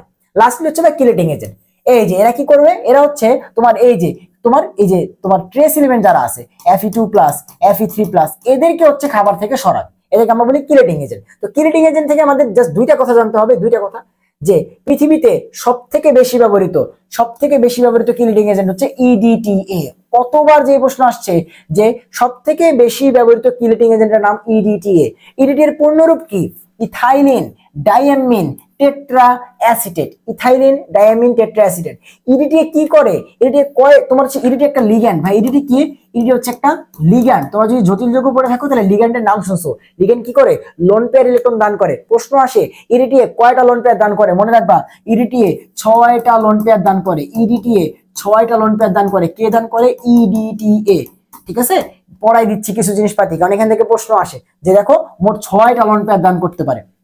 এখন ইডিটিএ গেল, ইডিটিএ বাদে আরেকজন আছে যেটা ইউজ করা, সেটা কি ভাইয়া? এটা হচ্ছে ইথিলিন ডাইয়ামিন। Ethylene diamine. এবং এখানে দেখো লন পেয়ার কয়টা? একটা দুইটা। তাহলে এটাও লিডিং এজেন্ট হিসেবে ব্যবহার করা হয় এবং এটা লন পেয়ার দান করতে পারে কয়টা ভাইয়া? দুইটা। ঠিক আছে, তাহলে লিডিং এজেন্ট দুইজন, ইডিটিএ এবং ইথাইলিন ডাইয়ামিন। আরো আছে, বাট আমাদের এখানে দুজন বলা আছে। ইডিটিএ সম্পর্কে স্পেশালি কি জানতে হবে? ইডিটিএ পৃথিবীতে সবথেকে বেশি ব্যবহৃত তোমার হচ্ছে লিডিং এজেন্ট। কয়টা লন পেয়ার দান করতে পারে? 6টা। এজন্য এটাকে বলা হয় হেক্সাডেন্টেট লিগ্যান্ড। এরপর হচ্ছে তোমার ইথাইলিন ডাইয়ামিন। এটা হচ্ছে ডাইয়ামিন মানে দুইটা। এটা হচ্ছে দুইটা কি দান করতে পারে? তোমার লন পেয়ার দান করতে পারে। এটাও লিডিং এজেন্ট হিসেবে ব্যবহার করা হয়। এরপর এত কিছু যে পড়লাম, এই সব কিছুর তোমার হচ্ছে ব্যবহারটা এবং অনুমোদিত মাত্রা একটা চার্টের মধ্যে দেওয়া আছে। সেখান থেকে আমরা আরেকবার রিভাইজ করে নিব যে ভাই সোডিয়াম বেনজয়েড এবং তোমার হচ্ছে কয়বার ইউজ করছি আমরা। দেখো 200 ppm, ঠিক আছে, বা 0.1% দেওয়া ছিল না? 0.1%, দুইটা একটা পড়লেই হলো। 200 ppm বা 0.1% ওই ইউজ করা হয়। সেখানে আবার দেওয়া আছে, জাস্ট খালি রিভাইজ দিয়ে নিবা। এবং দেখছিলাম পিএইচ যখন 4.5 এর নিচে হয় তখন ভালো কাজ করে। সোডিয়াম সরবেট দেওয়া আছে 200 ppm, ভিনেগার 6 থেকে 10%, প্রোপানয়েড দেখলাম 0.1 থেকে 0.3% দেওয়া আছে। এরপরে পটাশিয়াম সালফাইড এগুলো দেওয়া ছিল কি ভাই? 200 ppm। সাইট্রিক অ্যাসিড কত দেওয়া ছিল মনে আছে? সাইট্রিক অ্যাসিড দেওয়া ছিল হচ্ছে তোমার 200 থেকে 350 ppm। নাইট্রেট বারবার বললাম 120 ppm। কই ভাইয়া? মাছ মাংস সংরক্ষণে। সো ওই জিনিসগুলো এখানে আবার বলে দেওয়া আছে। ঠিক আছে, এরপরে এটা গেল কি তোমার হচ্ছে অ্যান্টি মাইক্রোবায়াল। এরপরে কি ভাইয়া? অ্যান্টিঅক্সিডেন্ট। অ্যান্টিঅক্সিডেন্টের মধ্যে যেগুলো নিয়ে আলোচনা করা আছে বিএসটি গুলা। তো আমরা এখান থেকে যেটা পড়বো একটু নিচের দিকে আসো। এই যে ফুড অ্যাডিটিভস, এগুলা বাদেও তোমার হচ্ছে অনেক কিছু যোগ করা হয় না খাবারের মধ্যে। যেমন তোমরা যখন খাবারের জেলি খাও, জেলি বিভিন্ন কালারের হয়ে থাকে, লাল কালার, কমলা কালার, তাই না? তো ওই যে জেলির বিভিন্ন কি কালার অ্যাড করে না? আবার বিভিন্ন রঙের ঢঙের পিঠা খাই, তাই না? তো পিঠার মধ্যে কি ফুড কালার ইউজ করে না? তো ফুড কালার ইউজ করে, আরো অনেক কিছু আমরা ইউজ করি। খাবারকে এক্সট্রা ধরো হচ্ছে অনেক মিষ্টি করা দরকার, তাহলে আমরা বাইরে থেকে চিনি বাদে আরো অনেক কিছু ইউজ করি যে আচ্ছা এটা দিলে খাবারটা মিষ্টি হবে, সেগুলোকে আমরা বলি কি? Food additives. তো ফুড অ্যাডিটিভস এর অনেক কিছু ইউজ করা হয়। খাবারের ঘ্রাণটা সুন্দর আনার জন্য আমরা কি করি? সুগন্ধকারক ইউজ করি। আবার ইমালসিফায়ার ইউজ করি। ইমালসিফায়ার কি? তোমার হচ্ছে তেল এবং চর্বি যেন পানির মধ্যে খুব সহজে মিক্স হয় তার জন্য ইমালসিফায়ার ইউজ করি। এবং ইমালসিফায়ার হিসেবে কি ইউজ করি? ল্যাসিথিন ইউজ করি। ল্যাসিথিন, ঠিক আছে, ল্যাসিথিন, যেটা আলটিমেটলি কি? অ্যাসিডিক অ্যাসিডের গ্লিসারাইড এস্টার। তো তুমি জানো ল্যাসিথিন ইউজ করা হয়। এবং এই যে ল্যাসিথিন, এটা কই ইউজ করা হয়? বাজারের গুঁড়া দুধে ল্যাসিথিন ইউজ করা হয়। বাজারের গুঁড়া দুধে ল্যাসিথিন ইউজ করা হয়। ভাইয়া যেই লাইনগুলো পড়াচ্ছি সেই লাইনগুলো থেকেই প্রশ্ন আসবে। এরপর আসো ভাইয়া, আমরা খাবারকে রঙিন করার জন্য, কালার করার জন্য বিভিন্ন ডাই ইউজ করি। আবার খাবারের মিষ্টি বাড়ানোর জন্য সরবিটল ইউজ করি। ঠিক আছে, এবং এই সরবিটল কি ইউজ করা হয়? চিনির বিকল্প হিসেবে খাবারের মিষ্টতা বাড়ানোর জন্য ইউজ করা হয়। চিনির বিকল্প হিসেবে ব্যবহার করা হয়। এবং এটার ব্যবহারগুলো জাস্ট খালি দেখো, পরীক্ষা আসার মতো। যে চিনি ছাড়া ভিন্ন মিষ্টিকারক হচ্ছে সরবিটল। সরবিটল কি করে? শিশুর দাঁত ক্ষয়রোধক করে, শিশুর দাঁতের ক্ষয়রোধ করে। ডায়াবেটিক চকলেটে কি ইউজ করা হয়? সরবিটল। ডায়াবেটিক চকলেটে সরবিটল ইউজ করা হয় এবং রোগীর হিতকরণে সরবিটল ইউজ করা হয়। ঠিক আছে, তাহলে এই হচ্ছে আমাদের কথাবার্তা। সো ফুড অ্যাডিটিভস কিন্তু এক্সট্রা ভাবে একটু পড়ে ফেললাম, বাকিগুলো আশা করি বুঝতে পারছো। তাহলে ওভারঅল আমাদের প্রিজারভেটিভস 3 প্রকার হ্যাঁ: অ্যান্টিমাইক্রোবায়াল, অ্যান্টিঅক্সিডেন্ট এবং কিলেটিং এজেন্ট। সো অ্যান্টিমাইক্রোবায়ালের মধ্যে কি কি আছে? ওই যে সরবেট, তারপরে বেনজয়িক অ্যাসিড, যত টাইপের কেমিক্যাল অ্যাসিড টাইপের জিনিসপাতিগুলো আছে। অ্যান্টিঅক্সিডেন্টকে আমরা ভাগ করতে পারি দুই ভাবে। কি? যদি মুক্তমূলক শোষণকারী হয় তাহলে বিএচএ, বিএসসি, টিবিএইচকে এগুলা। আর যদি অক্সিজেন শোষণকারী হয় ভিটামিন সি, ভিটামিন ই। আবার প্রাকৃতিক কেমিক্যাল, সেখানে হচ্ছে প্রাকৃতিক ভিটামিন সি, ভিটামিন ই এগুলা। আর কেমিক্যালের মধ্যে ওই যে বিএচএ, বিএসটি। আর কিলেটিং এজেন্টের মধ্যে দুইজন, ইডিটিএ, ইথাইলিন ডাইয়ামিন। ইডিটিএ হচ্ছে পৃথিবীর সবথেকে বেশি ব্যবহৃত কিলেটিং এজেন্ট এবং এটা 6টা লন পেয়ার দান করতে পারে। আর ইথাইলিন ডাইয়ামিন 2টা লন পেয়ার দান করতে পারে। আর অ্যাডিটিভস এর মধ্যে সরবিটল সম্পর্কে একটা লাইন পড়লাম, আর ল্যাসিথিন ইউজ করা হয় বাজারে গুঁড়া দুধে। শেষ। ঠিক আছে, তাহলে প্রত্যেকটার আমরা কি করবো? ব্যবহার সর্বোচ্চ মাত্রা, ব্যবহার সর্বোচ্চ মাত্রা, এই হচ্ছে কথাবার্তা। এবার আসো ভাইয়া কোটাজাতকরণ। খাবারকে আমরা ক্যানে সংরক্ষণ করি, তাই না? ক্যানের ভিতরে সংরক্ষণ করে খাবারকে 2 দিন যাবত খাই। ক্যানের মধ্যে নুডলস থাকে, আমরা সেখানে পানি দিয়ে ডিরেক্ট নুডলসটা খেয়ে ফেলতে পারি। সো যে ক্যানের মধ্যে খাবার সংরক্ষণ করার জন্য আমাদের কি করতে হয়, সেই খাবারগুলোকে ক্যানিং বা কোটাজাতকরণ, বাংলায় বললি কি আমরা কোটার মধ্যে বলি না, ক্যান মানে তো কোটা, ঠিক আছে। সো সেখানে আলটিমেটলি আমরা কি করি, ক্যানিং এর মাধ্যমে আমরা কি করি, যে খাবারে যেন ক্লস্ট্রিডিয়াম বোটুলিনাম এই ব্যাকটেরিয়াটা বৃদ্ধি না ঘটে, ঠিক আছে। এই ব্যাকটেরিয়াটা বৃদ্ধি ঘটলে আমরা বলি খাবারের সেই অবস্থাকে আমরা কি বলি, বোটুলিজম। ক্লস্ট্রিডিয়াম বোটুলিনাম ব্যাকটেরিয়া দ্বারা খাবার আক্রান্ত হলে তাকে আমরা বলি বোটুলিজম। বোটুলিজম পরীক্ষাতে আসে, বোটুলিজম কার কারণে হয়, ক্লস্ট্রিডিয়াম বোটুলিনাম। শেষ, এখান থেকে এতটুকু জানলে এনাফ। এবার নিচের দিকে আসো, খাদ্য ক্যানিং আমাদের খুব বেশি কথাবার্তা জানা লাগে না, একটু নিচের দিকে আসো। এখানে যে প্রসেস গুলো দেওয়া আছে খাদ্য ক্যানিং এ, ছোটবেলায় আমরা ডিসকভারি চ্যানেলে দেখতাম না যে একদম শুরু থেকে শুরু করে একটা চকলেট কেমনে বানাইতেছে, পাশে তোমার হচ্ছে আটা তোমার হচ্ছে বা ময়দা কাই করতেছে, এরপরে বিভিন্ন মিশাইলো, তারপরে সেখানে চিনি টিনি দিল, সেখানে একটা মেশিন থেকে আরেকটা মেশিনে যাচ্ছে, চকলেট বের হয়ে আসতেছে, বা কেক তৈরি হয়ে যাচ্ছে, ফল তৈরি হয়ে যাচ্ছে, তাই না? এগুলো আমরা দেখতাম না বিভিন্ন ডিসকভারি চ্যানেলে। দেখো তো এখানে সেগুলো আছে কিনা। যে প্রথমে আমরা কাঁচামালগুলো সংরক্ষণ করলাম, ধরো হচ্ছে আমরা একটা কমলার জুস বানাবো, তাহলে আমরা হচ্ছে ফার্স্টে কমলাগুলো নিয়ে আসলাম কাঁচামাল, এবারে সেগুলোকে বাছাই করলাম, সেখান থেকে পচা ভালোগুলো বাছাই করলাম, এবার সেগুলোকে ভালো মতো ধুইলাম, এবারে সেগুলো খোসা ছাড়াই ছোট ছোট টুকরা করলাম। দেখো মিলতেছে কিনা, ডিসকভারি চ্যানেলে এগুলো আমাদের দেখাইতো ছোটবেলায়। এবারে সিদ্ধ করে নিলাম, এবারে সেটাকে কোটায় ভর্তি করলাম, এইবার আমরা কাজগুলো করতেছি না, তারপর বুঝতেছো? তাহলে এখান থেকে প্রশ্ন আসবে না, বাট জিনিসটা বোঝার জন্য আলটিমেটলি এই কাজগুলো করা হয়, ঠিক আছে। সেখান থেকে আসলে পড়ার মতো আমাদের কিছু নেই, পরীক্ষা আসার মতো আমাদের কিছু নেই। আমরা নিচের দিকে যাবো, নিচের দিকে যাবো যাবো যাবো যাবো, যতটুকু লাগবে ভাইরা দেখাবো, ঠিক আছে। এবং এই ক্যানিং এর ক্ষেত্রে যখন আমরা কিছুকে কি করি, সিদ্ধ করি ক্যানে ভর্তি করার জন্য বা কোটাজাতকরণ করার জন্য, এই সিদ্ধকে এই ইসের ভাষায়, ক্যানিং এর ভাষায় বা ইসের ভাষায়, কেমিস্ট্রি ভাষায় কি বলা হয়, এটাকে বলা হচ্ছে তোমার ব্লাঞ্চিং। এটাকে বলা হয় তোমার কি, এটাকে বলা হচ্ছে তোমার ব্লাঞ্চিং, ঠিক আছে। এটাকে বলা হচ্ছে ব্লাঞ্চিং, ঠিক আছে। তাহলে ব্লাঞ্চিং মানে কি, কোনো কিছুকে সিদ্ধ করা, ঠিক আছে। ব্লাঞ্চিং মানে কি, সিদ্ধ করা। ওকে, নিচের দিকে আসো, নিচের দিকে আসো।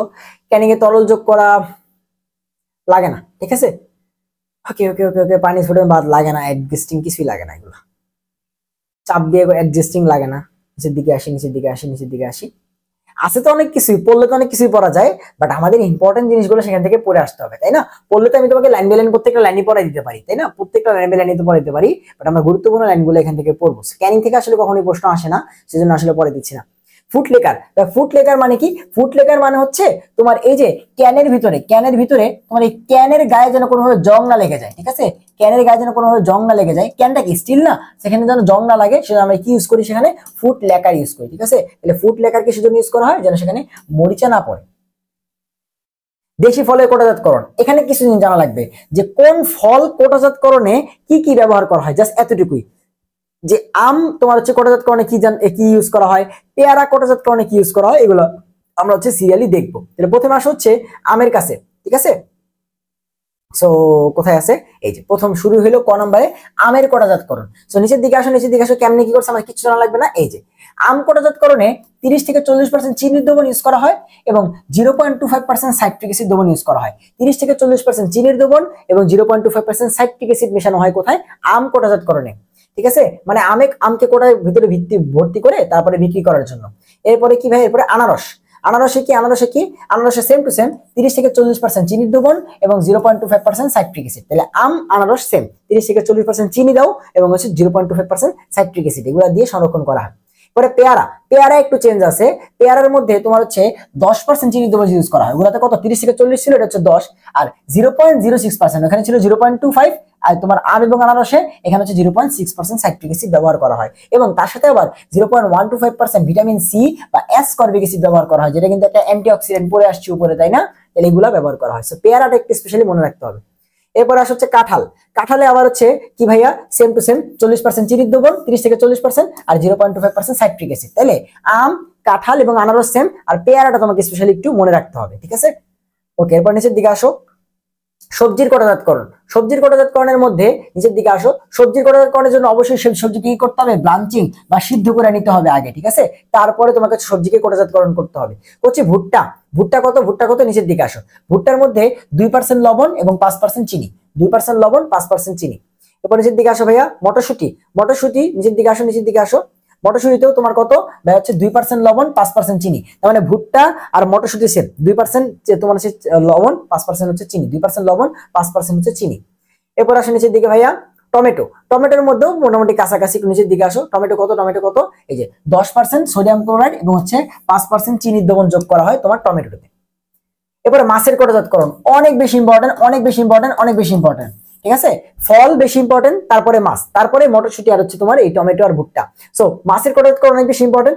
মাছের কোটাজাতকরণের ক্ষেত্রে তুমি অবশ্যই অবশ্যই মনে রাখবা যে ভাই লবণ 2%, চিনি 2%, লবণ 2%, চিনি 2%। মাছ এবং মাংস দুটোর ক্ষেত্রে লবণ চিনি 2%, 2%। অনেকবার করে পরীক্ষাতে আসছে যে মাছ এবং মাংস সংরক্ষণে লবণ হচ্ছে 2% এবং চিনির দ্রবণ হচ্ছে 2%। তাহলে 2% চিনি এবং 2% লবণ। প্রশ্ন দেখো যে মাংস সংরক্ষণে কোনটা ইউজ করা হয়, 2% লবণ 2% চিনি, ঠিক আছে। সাইট্রিক অ্যাসিড ব্যবহার করা কিন্তু হয় না, ঠিক আছে।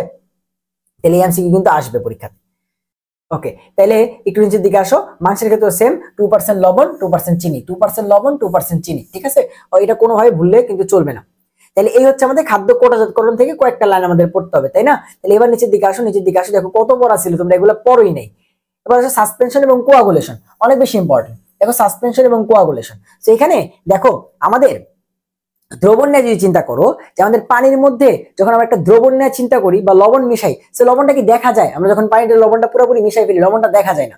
বাট এমন যদি হয়, যেমন ধরো কাদা, কাদার মধ্যে কি বোঝা যায় যে এখানে পানি আছে, তার মধ্যে আবার সলিড আছে।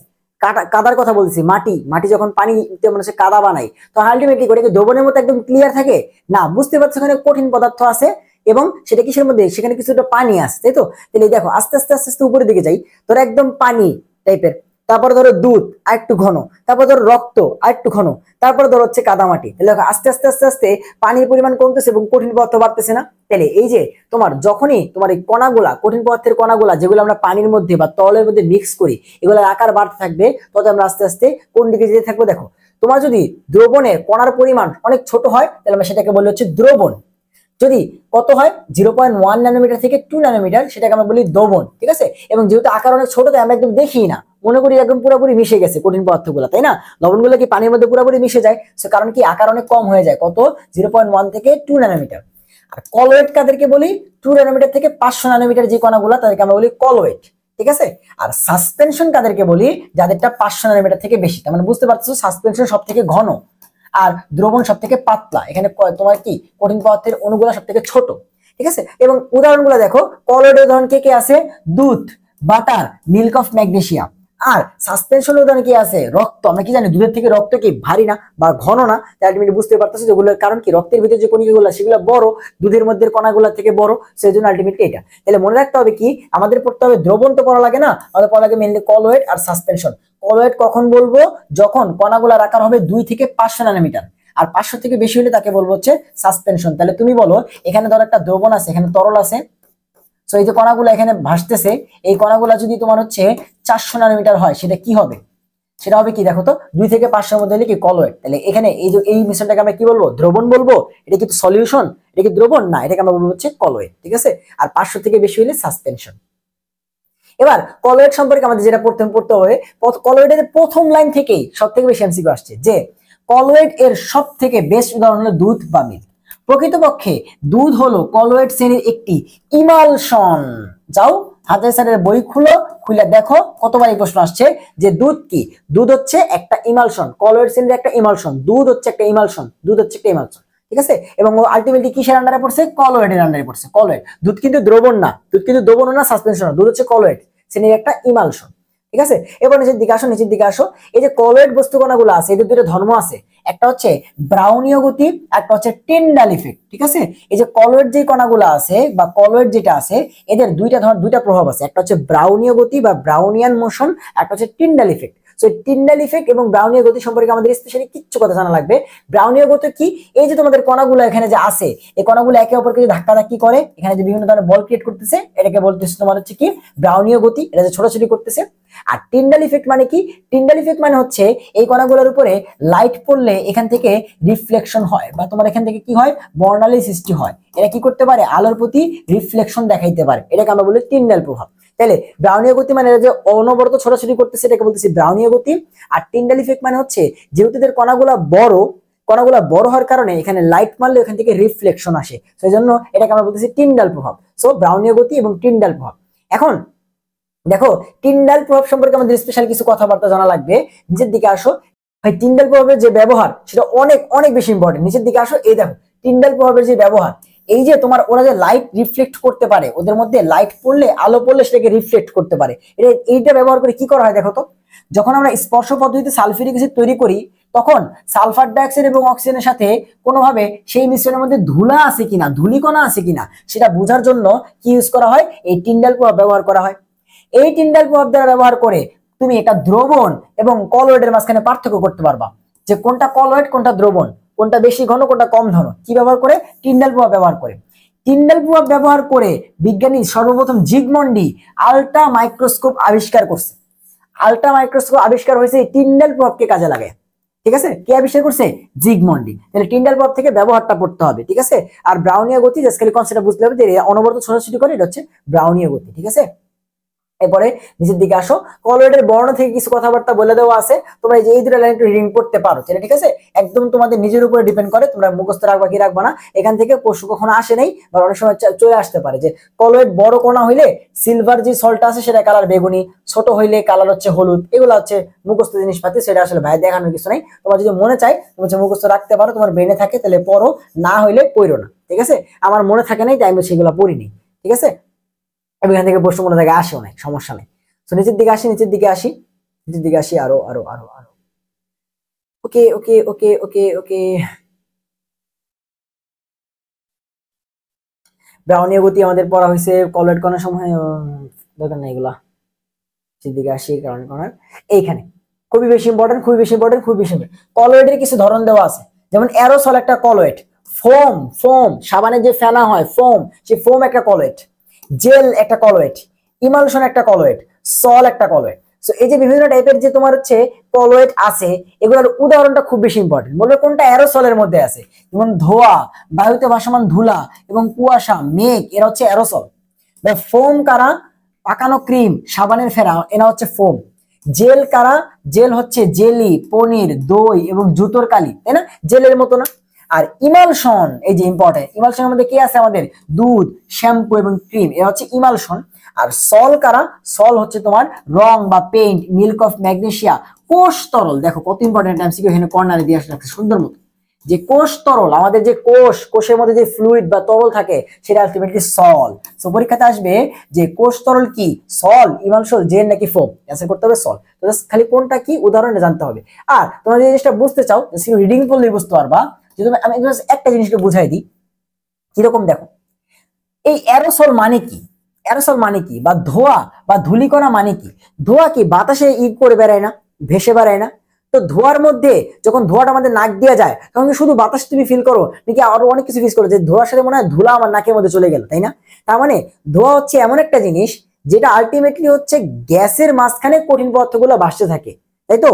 টোটাল জিনিসটা হচ্ছে গ্যাস যেটা বাতাসে ভাসতেছে, তার ভিতরে কি আছে, ছোট ছোট ছোট ছোট কঠিন পদার্থ আছে। তাহলে দেখো তো আলটিমেটলি বিস্তারণ মাধ্যমটা হচ্ছে গ্যাস এবং গ্যাসের মধ্যে থাকে কঠিন পদার্থ, এটাই কি ধোঁয়া না। আবার ধর হচ্ছে আমি তোমাকে এই দুধ দিয়ে বুঝাই, দুধের মধ্যে কি থাকে, তুমি কোনো কঠিন পদার্থ পাও, দুধে কামড় দিলে কি তোমার হচ্ছে বালু বা কিছু পাও না। দুধ কি, দুধের তোমার যে বিস্তরণ মাধ্যম সেটাও তরল, আর দুধের মধ্যে আছেও তরল, দুধ হচ্ছে তরল তরল, ঠিক আছে। দুধ হচ্ছে তরল তরল ইমালশন। তাহলে এই জিনিসগুলো তুমি যখন পড়বা তখন তুমি বুঝতে পারবা। কুয়াশা বা মেঘ কি, কুয়াশা বা মেঘ হচ্ছে গ্যাসের মধ্যে তরল।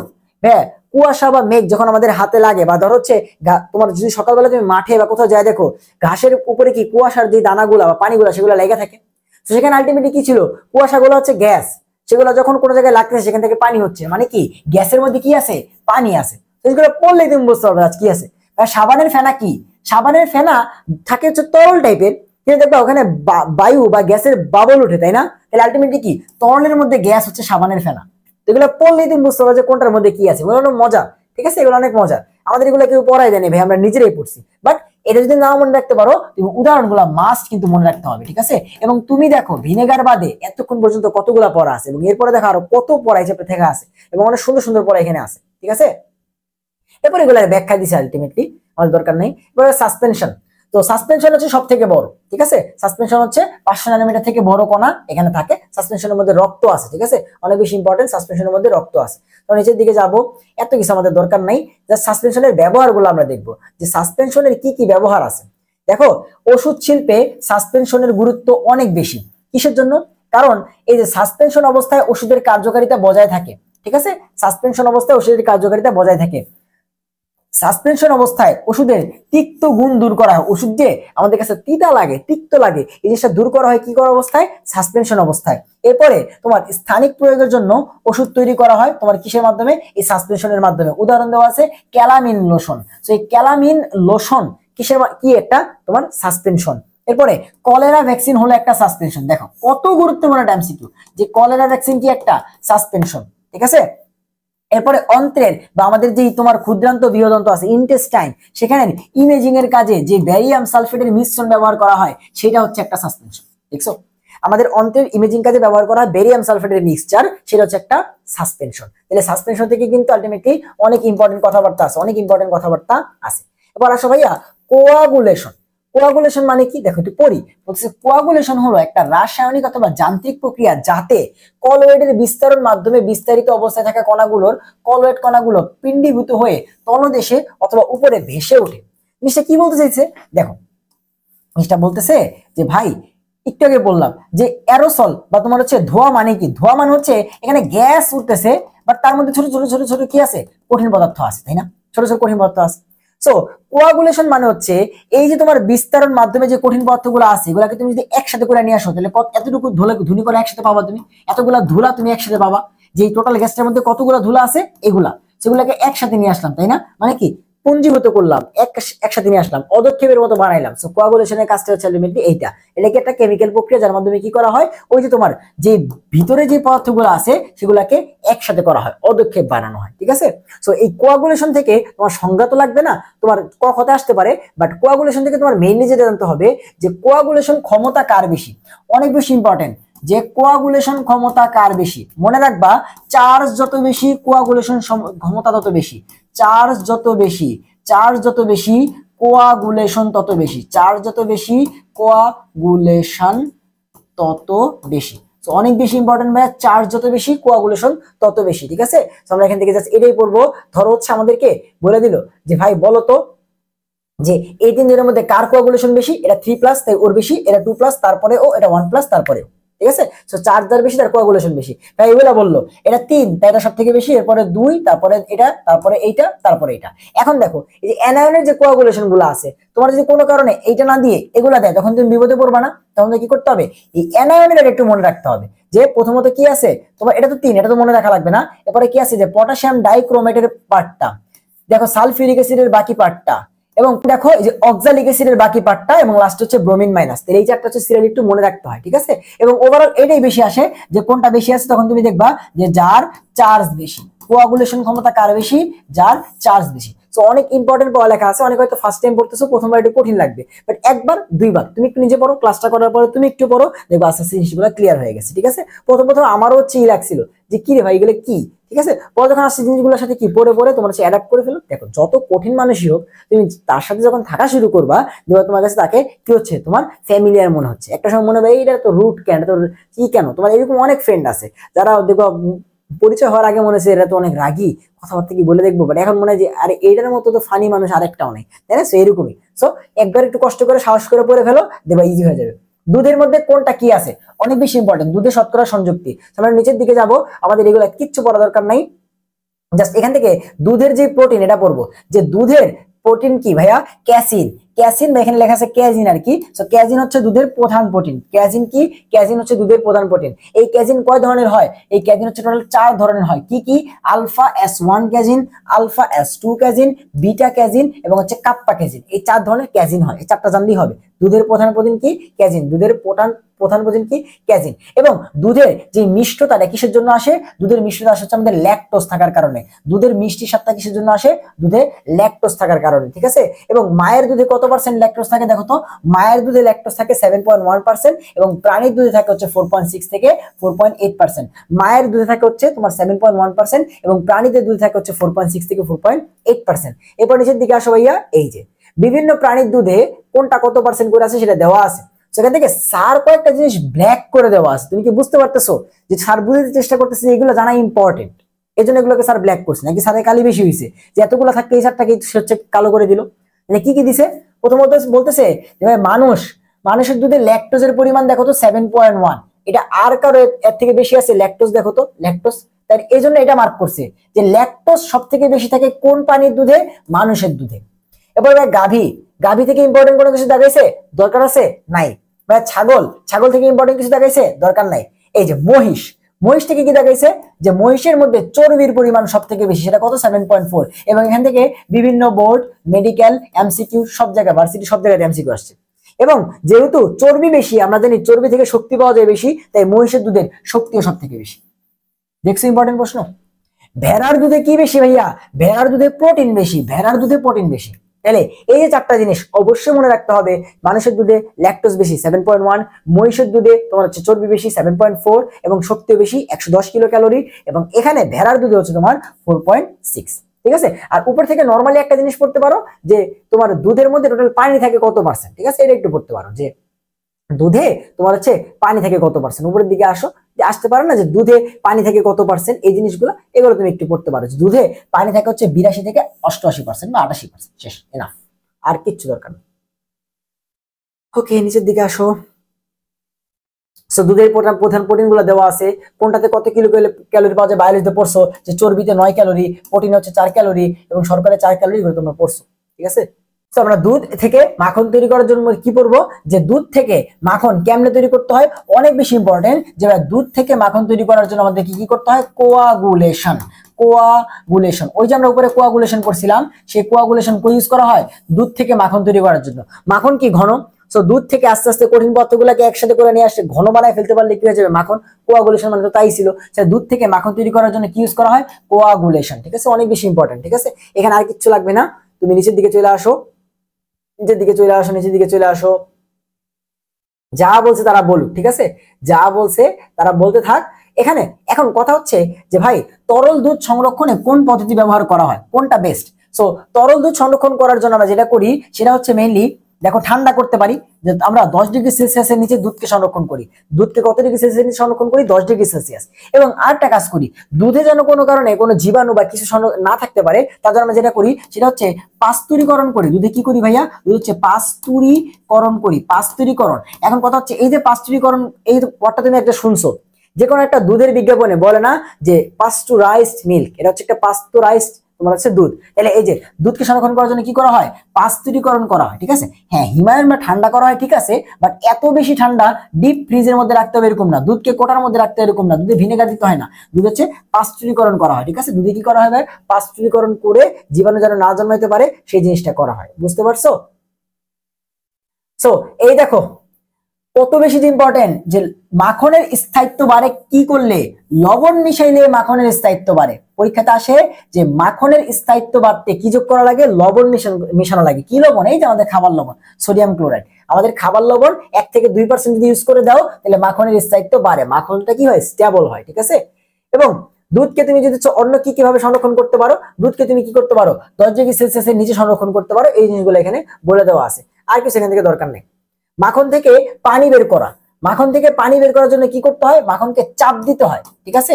চাপে দলিত করতে হয়। চাপে দলিত করলে সেখান থেকে পানিগুলো বের হয়ে আসে। তুমি চাপ দিলে সেখান থেকে পানিগুলো বের হয়ে গেল, মাখনটা পড়ে থাকলো। তাহলে মাখন থেকে তোমার পানি মুক্তকরণ করে কি করতে হয়? চাপে দলিত করতে হয়। এখান থেকে আর কিচ্ছু বলা লাগবে না। মাখনকে চাপ তোমার হচ্ছে ই করার জন্য কি করতে হয়? চাপ দিতে হয়। Just as simple as that, এতটুকু বললেই না। যে মাখন থেকে পানি বের করতে হইলে বা মাখনকে পানি মুক্ত করতে হলে কি করতে হয়? চাপে দলিত করতে হয়, চাপে দলিত করতে হয়। ঠিক আছে? এই দেখো যে দুধ থেকে ছানা বা মাখন তৈরি করার প্রসেসের নাম কি? কোয়াগুলেশন। দুধ থেকে মাখন তৈরি, কোয়াগুলেশন। দুধের প্রধান প্রোটিন কোনটি ভাইয়া? ক্যাজিন, ক্যাসিন বা ক্যাজিন। ঠিক আছে? ক্যাসিন বা ক্যাজিন। মাখন থেকে ঘি উৎপাদন, এটা লাগে না, আমরা হচ্ছে নিচের দিকে যাব। এই দেখো কোন প্রাণীর দুধে ক্যালোরি বা শক্তি বেশি? মহিষের দুধে ক্যালোরি, শক্তি, চর্বি এগুলো বেশি থাকে, তাই না? আচ্ছা, মাখন থেকে ঘি আর লাগবে না, এখান থেকে যা পড়ছি এই এনাফ। ঠিক আছে? দুধের পিএইচ এর মান নিয়ন্ত্রণ অনেক বেশি ইম্পর্টেন্ট, যে দুধের পিএইচ মানটাকে আমাদের সবসময় নিয়ন্ত্রণে রাখতে হয়। তার জন্য আমরা যেটা করি, দুধের পিএইচ মানটা 6.6 থেকে 6.9 এই রেঞ্জে রাখতে হয়, নাহলে দুধ নষ্ট হয়ে যায়। দুধের পিএইচ মানটা 6.6 থেকে 6.9 এর মধ্যে রাখতে হয়, নাহলে পিএইচ নষ্ট হয়ে যায়। সো কোনো কারণে যদি দুধের পিএইচটা 6.5 এর কম হয়ে যায়, তখন আমরা যেটা করি আলটিমেটলি এখানে ক্ষার যোগ করি। আমরা জানি ক্ষার যোগ করলে পিএইচ বাড়ে। তো আমরা সেখানে তো স্ট্রং ক্ষার যোগ করতে পারবো না, একটা দুর্বল ক্ষার ইউজ করা হয়। সেটা কত? সোডিয়াম বাইকার্বনেট অথবা সোডিয়াম কার্বনেট দ্রবণ যোগ করা হয়। ঠিক আছে? যোগ করে তোমার দুধের পিএইচটা কত রাখা হয়? 6.6 থেকে 6.9 এর মধ্যে রাখা হয়। দুধের পিএইচ 6.9 থেকে 6.6 এর মধ্যেই রাখতে হয়। ঠিক আছে? ওকে, পাস্টুরাইজ মিল্ক এগুলো বলে দেওয়া আছে, দরকার নাই দরকার নাই দরকার নাই। আচ্ছা, এই গেল আমাদের হচ্ছে খাবার দাবারের কথাবার্তা। তাহলে খাবার দাবার নিয়ে আমাদের কিন্তু অনেক পড়ালেখা আছে। প্রথমত খাবার নিয়ে কথাবার্তা আছে, জীবাণু নিয়ে কথাবার্তা বলে দেওয়া আছে যে খাবার তোমার হচ্ছে নষ্ট হয় কেমনে, সংরক্ষণ করবো কিভাবে। এরপরে তোমার হচ্ছে কোটাজাতকরণ নিয়ে কথাবার্তা বলে দেওয়া আছে, তারপরে সাসপেনশন, কলোয়েড, কোয়াগুলেশন এবং দুধ মাখন, এই দুটো জিনিস। তাহলে এই যে খাবার নিয়ে যে কথাবার্তাগুলো ছিল সেগুলো হচ্ছে আমাদের এই পর্যন্ত। এরপর আসা হচ্ছে আমাদের এখন বিভিন্ন জিনিস তৈরি করবো, ভাই কর্মমুখী রসায়ন। তোমাকে কিছু কর্ম করা শিখাবে না, তোমাকে কিছু কাজ করা শিখাবে। কি কি কাজ আছে সেখানে? প্রথমত বিভিন্ন ধরনের টয়লেট্রিজ বা কসমেটিক্স, পারফিউম এগুলো আমাদের তৈরি করা আমাদের শিখাবে, ঠিক আছে। সেখান থেকে এখন আমরা একদম স্পেসিফিক ভাবে পড়বো। এতক্ষণ আমাদের অনেক কিছু পড়ছি আমরা, এখন একদম স্পেসিফিক ভাবে পড়বো। প্রথম দিকে আসো, যে দেখবা এই সব যৌগগুলো বিভিন্ন জগতে সুগন্ধি কারক হিসেবে ইউজ করা হয়। কি কি? তোমার হচ্ছে ফিনাইল ইথাইল অ্যালকোহল, জেরানিওল, তারপর হচ্ছে মেনথল, তোমার নাম শুনছো, আলফা টার্পিনল, যেটা কি তোমার পাইন তেলের মূল উপাদান। পরীক্ষাতে আসছিল মেডিকেলে যে পাইন তেলের মূল উপাদান কোনটি? আলফা টার্পিনল। পাইন তেলের মূল উপাদান কোনটি? আলফা টার্পিনল। এরপর হচ্ছে এই যে এই যৌগটার নাম কি? মাইরিসাইল পালমিটেট। সেটা কই পাওয়া যায়? তোমার হচ্ছে মৌমাছিতে পাওয়া যায়, ঠিক আছে, মৌমাছিতে পাওয়া যায়। সে যে এইসব যৌগগুলো তুমি দেখবা। আমরা প্রথম যেটা পড়বো টয়লেট্রিজ পারফিউমারি, এখানে অনেক কিছু বলে দেওয়া আছে। তুমি নিচের দিকে আসো, নিচের দিকে আসো, দরকার নাই। ক্রিম এবং লোশনের মাঝখানে পার্থক্যটা একটু বুঝো। আমরা অনেক সময় বুঝি না যে ক্রিম আর লোশনের মাঝখানে পার্থক্য কি। মনে রাখবা যে লোশনে পানি বেশি, লোশনে পানি বেশি আর ক্রিমে পানি কম, ঠিক আছে, ক্রিমে পানি কম, ঠিক আছে। আর যেটায় পানি বেশি সেটাতে তেল কম, যেটায় তেল তোমার হচ্ছে যেটায় পানি কম সেটা হচ্ছে তেল বেশি, ঠিক আছে। পানি বেশি মানে কি? লোশনে পানি বেশি মানে কি? তেল কম। লোশনে পানি বেশি মানে হচ্ছে তেল কম, আর ক্রিমে পানি কম মানে হচ্ছে তেল বেশি, ঠিক আছে। এমনি মনে রাখবা, যে কোনো একটা মনে রাখলে হবে। আমি এমনি মনে রাখতাম যে লোশনে পানি কম বেশি, লোশনে পানি বেশি।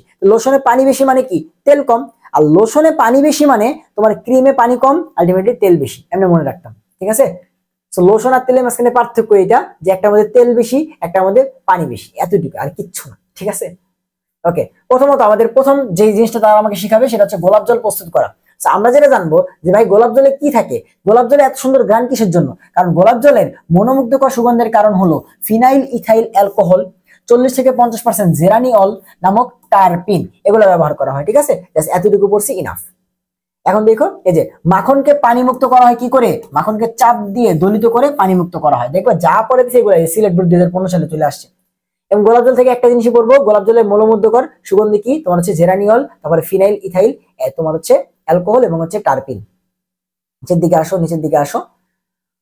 হেয়ার অয়েল, এই যে আমরা মাথায় তেল দিই সেই হেয়ার অয়েল, ডাবর আমরা হেয়ার অয়েল, তোমরা নাম শুনছো না? এই দেখো স্যারে বইতে দেওয়া আছে যে ডাবর আমরা হেয়ার অয়েল। আমি যখন এই বইটা এটা প্রথম পড়তে গেছি, আমি কি রে ডাবর আমরা হেয়ার অয়েল আবার কোথা থেকে এখানে লেখা আছে, ঠিক আছে। তখন অবাক হয়ে গেলাম যে এগুলো আছে এখানে। তো এখানে 3 ধরনের তেল, বাদাম তেল, এগুলো অনেক কিছু বলে দেওয়া আছে, কিচ্ছু দরকার নাই। তুমি নিচের দিকে আসবা, নিচের দিকে আসবা, নিচের দিকে আসবা, যে তোমার এখানে আলটিমেটলি এখানে কি ইউজ করা হয়? নারিকেল তেল ইউজ করা হয়, ঠিক আছে। এই যে ডাবর আমলা হেয়ার অয়েল টেয়ার অয়েল এগুলো কি ইউজ করা হয়? নারিকেল তেল ইউজ করা হয়, ঠিক আছে। এবং এখানে টারশিয়ারি বিউটাইল অ্যালকোহল বা টারশিয়ারি বিউটাইল হাইড্রোকুইনন টিবিএইচকিউ ইউজ করা হয়, ঠিক আছে। এদের জিনিস জানলেই না, এটা জানলেই না যে এখানে কি ইউজ করা হয়? নারিকেল তেল। আর সুগন্ধি কারক হিসেবে কি ইউজ করা হয়? মেনথল, মিন্ট অয়েল, রোজমেরি, এগুলো ইউজ করা হয়। জাস্ট এতটুকু জানলেই না, ঠিক আছে। হেয়ার অয়েল থেকে এত বেশি ইম্পর্টেন্ট না। ট্যালকম পাউডার অনেক বেশি ইম্পর্টেন্ট, অনেক বেশি ইম্পর্টেন্ট, অনেক বেশি ইম্পর্টেন্ট। ট্যালকম পাউডার থেকে প্রথম যে প্রশ্ন করবে যে ভাই ট্যালকম পাউডারে মেইনলি কি ইউজ করা হয়? নাম কি? ট্যালকম। ট্যালক ইউজ করা হয়, ট্যালক। ট্যালকম পাউডারে প্রথম থেকে ইউজ করা হয় ভাই, ট্যালকম পাউডারে ইউজ করা হচ্ছে ট্যালক। ট্যালকম পাউডারের মূল উপাদানের নাম কি? ট্যালক। ট্যালক এখান থেকে এর নাম হচ্ছে ট্যালকম পাউডার। সেই ট্যালকম পাউডারের যে তোমার ট্যালক, এই ট্যালকের সংকেত অনেকবার করে পরীক্ষাতে আসছে যে 3টা ম্যাগনেসিয়াম অক্সাইড, 4টা সিলিকন ডাইঅক্সাইড এবং 1টা পানি, এটাকে বলা হচ্ছে তোমার ট্যালক, ঠিক আছে।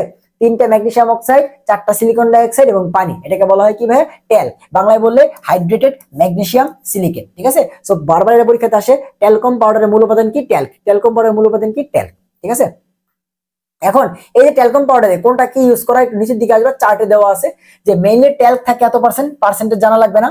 বাট এই যে এখানে দেখো অ্যান্টিসেপটিক রূপে কি ইউজ করা হয় এই ট্যালকম পাউডারের মধ্যে? ট্যালকম পাউডার কিসের জন্য ইউজ করা হয়? ঘামাচি এগুলো মারার জন্য। তো সেখানে অ্যান্টিসেপটিক লাগবে না, জীবাণু মারার জন্য। তাহলে অ্যান্টিসেপটিক হিসেবে ব্যবহার করা হয় জিঙ্ক বা ম্যাগনেসিয়াম স্টিয়ারেট।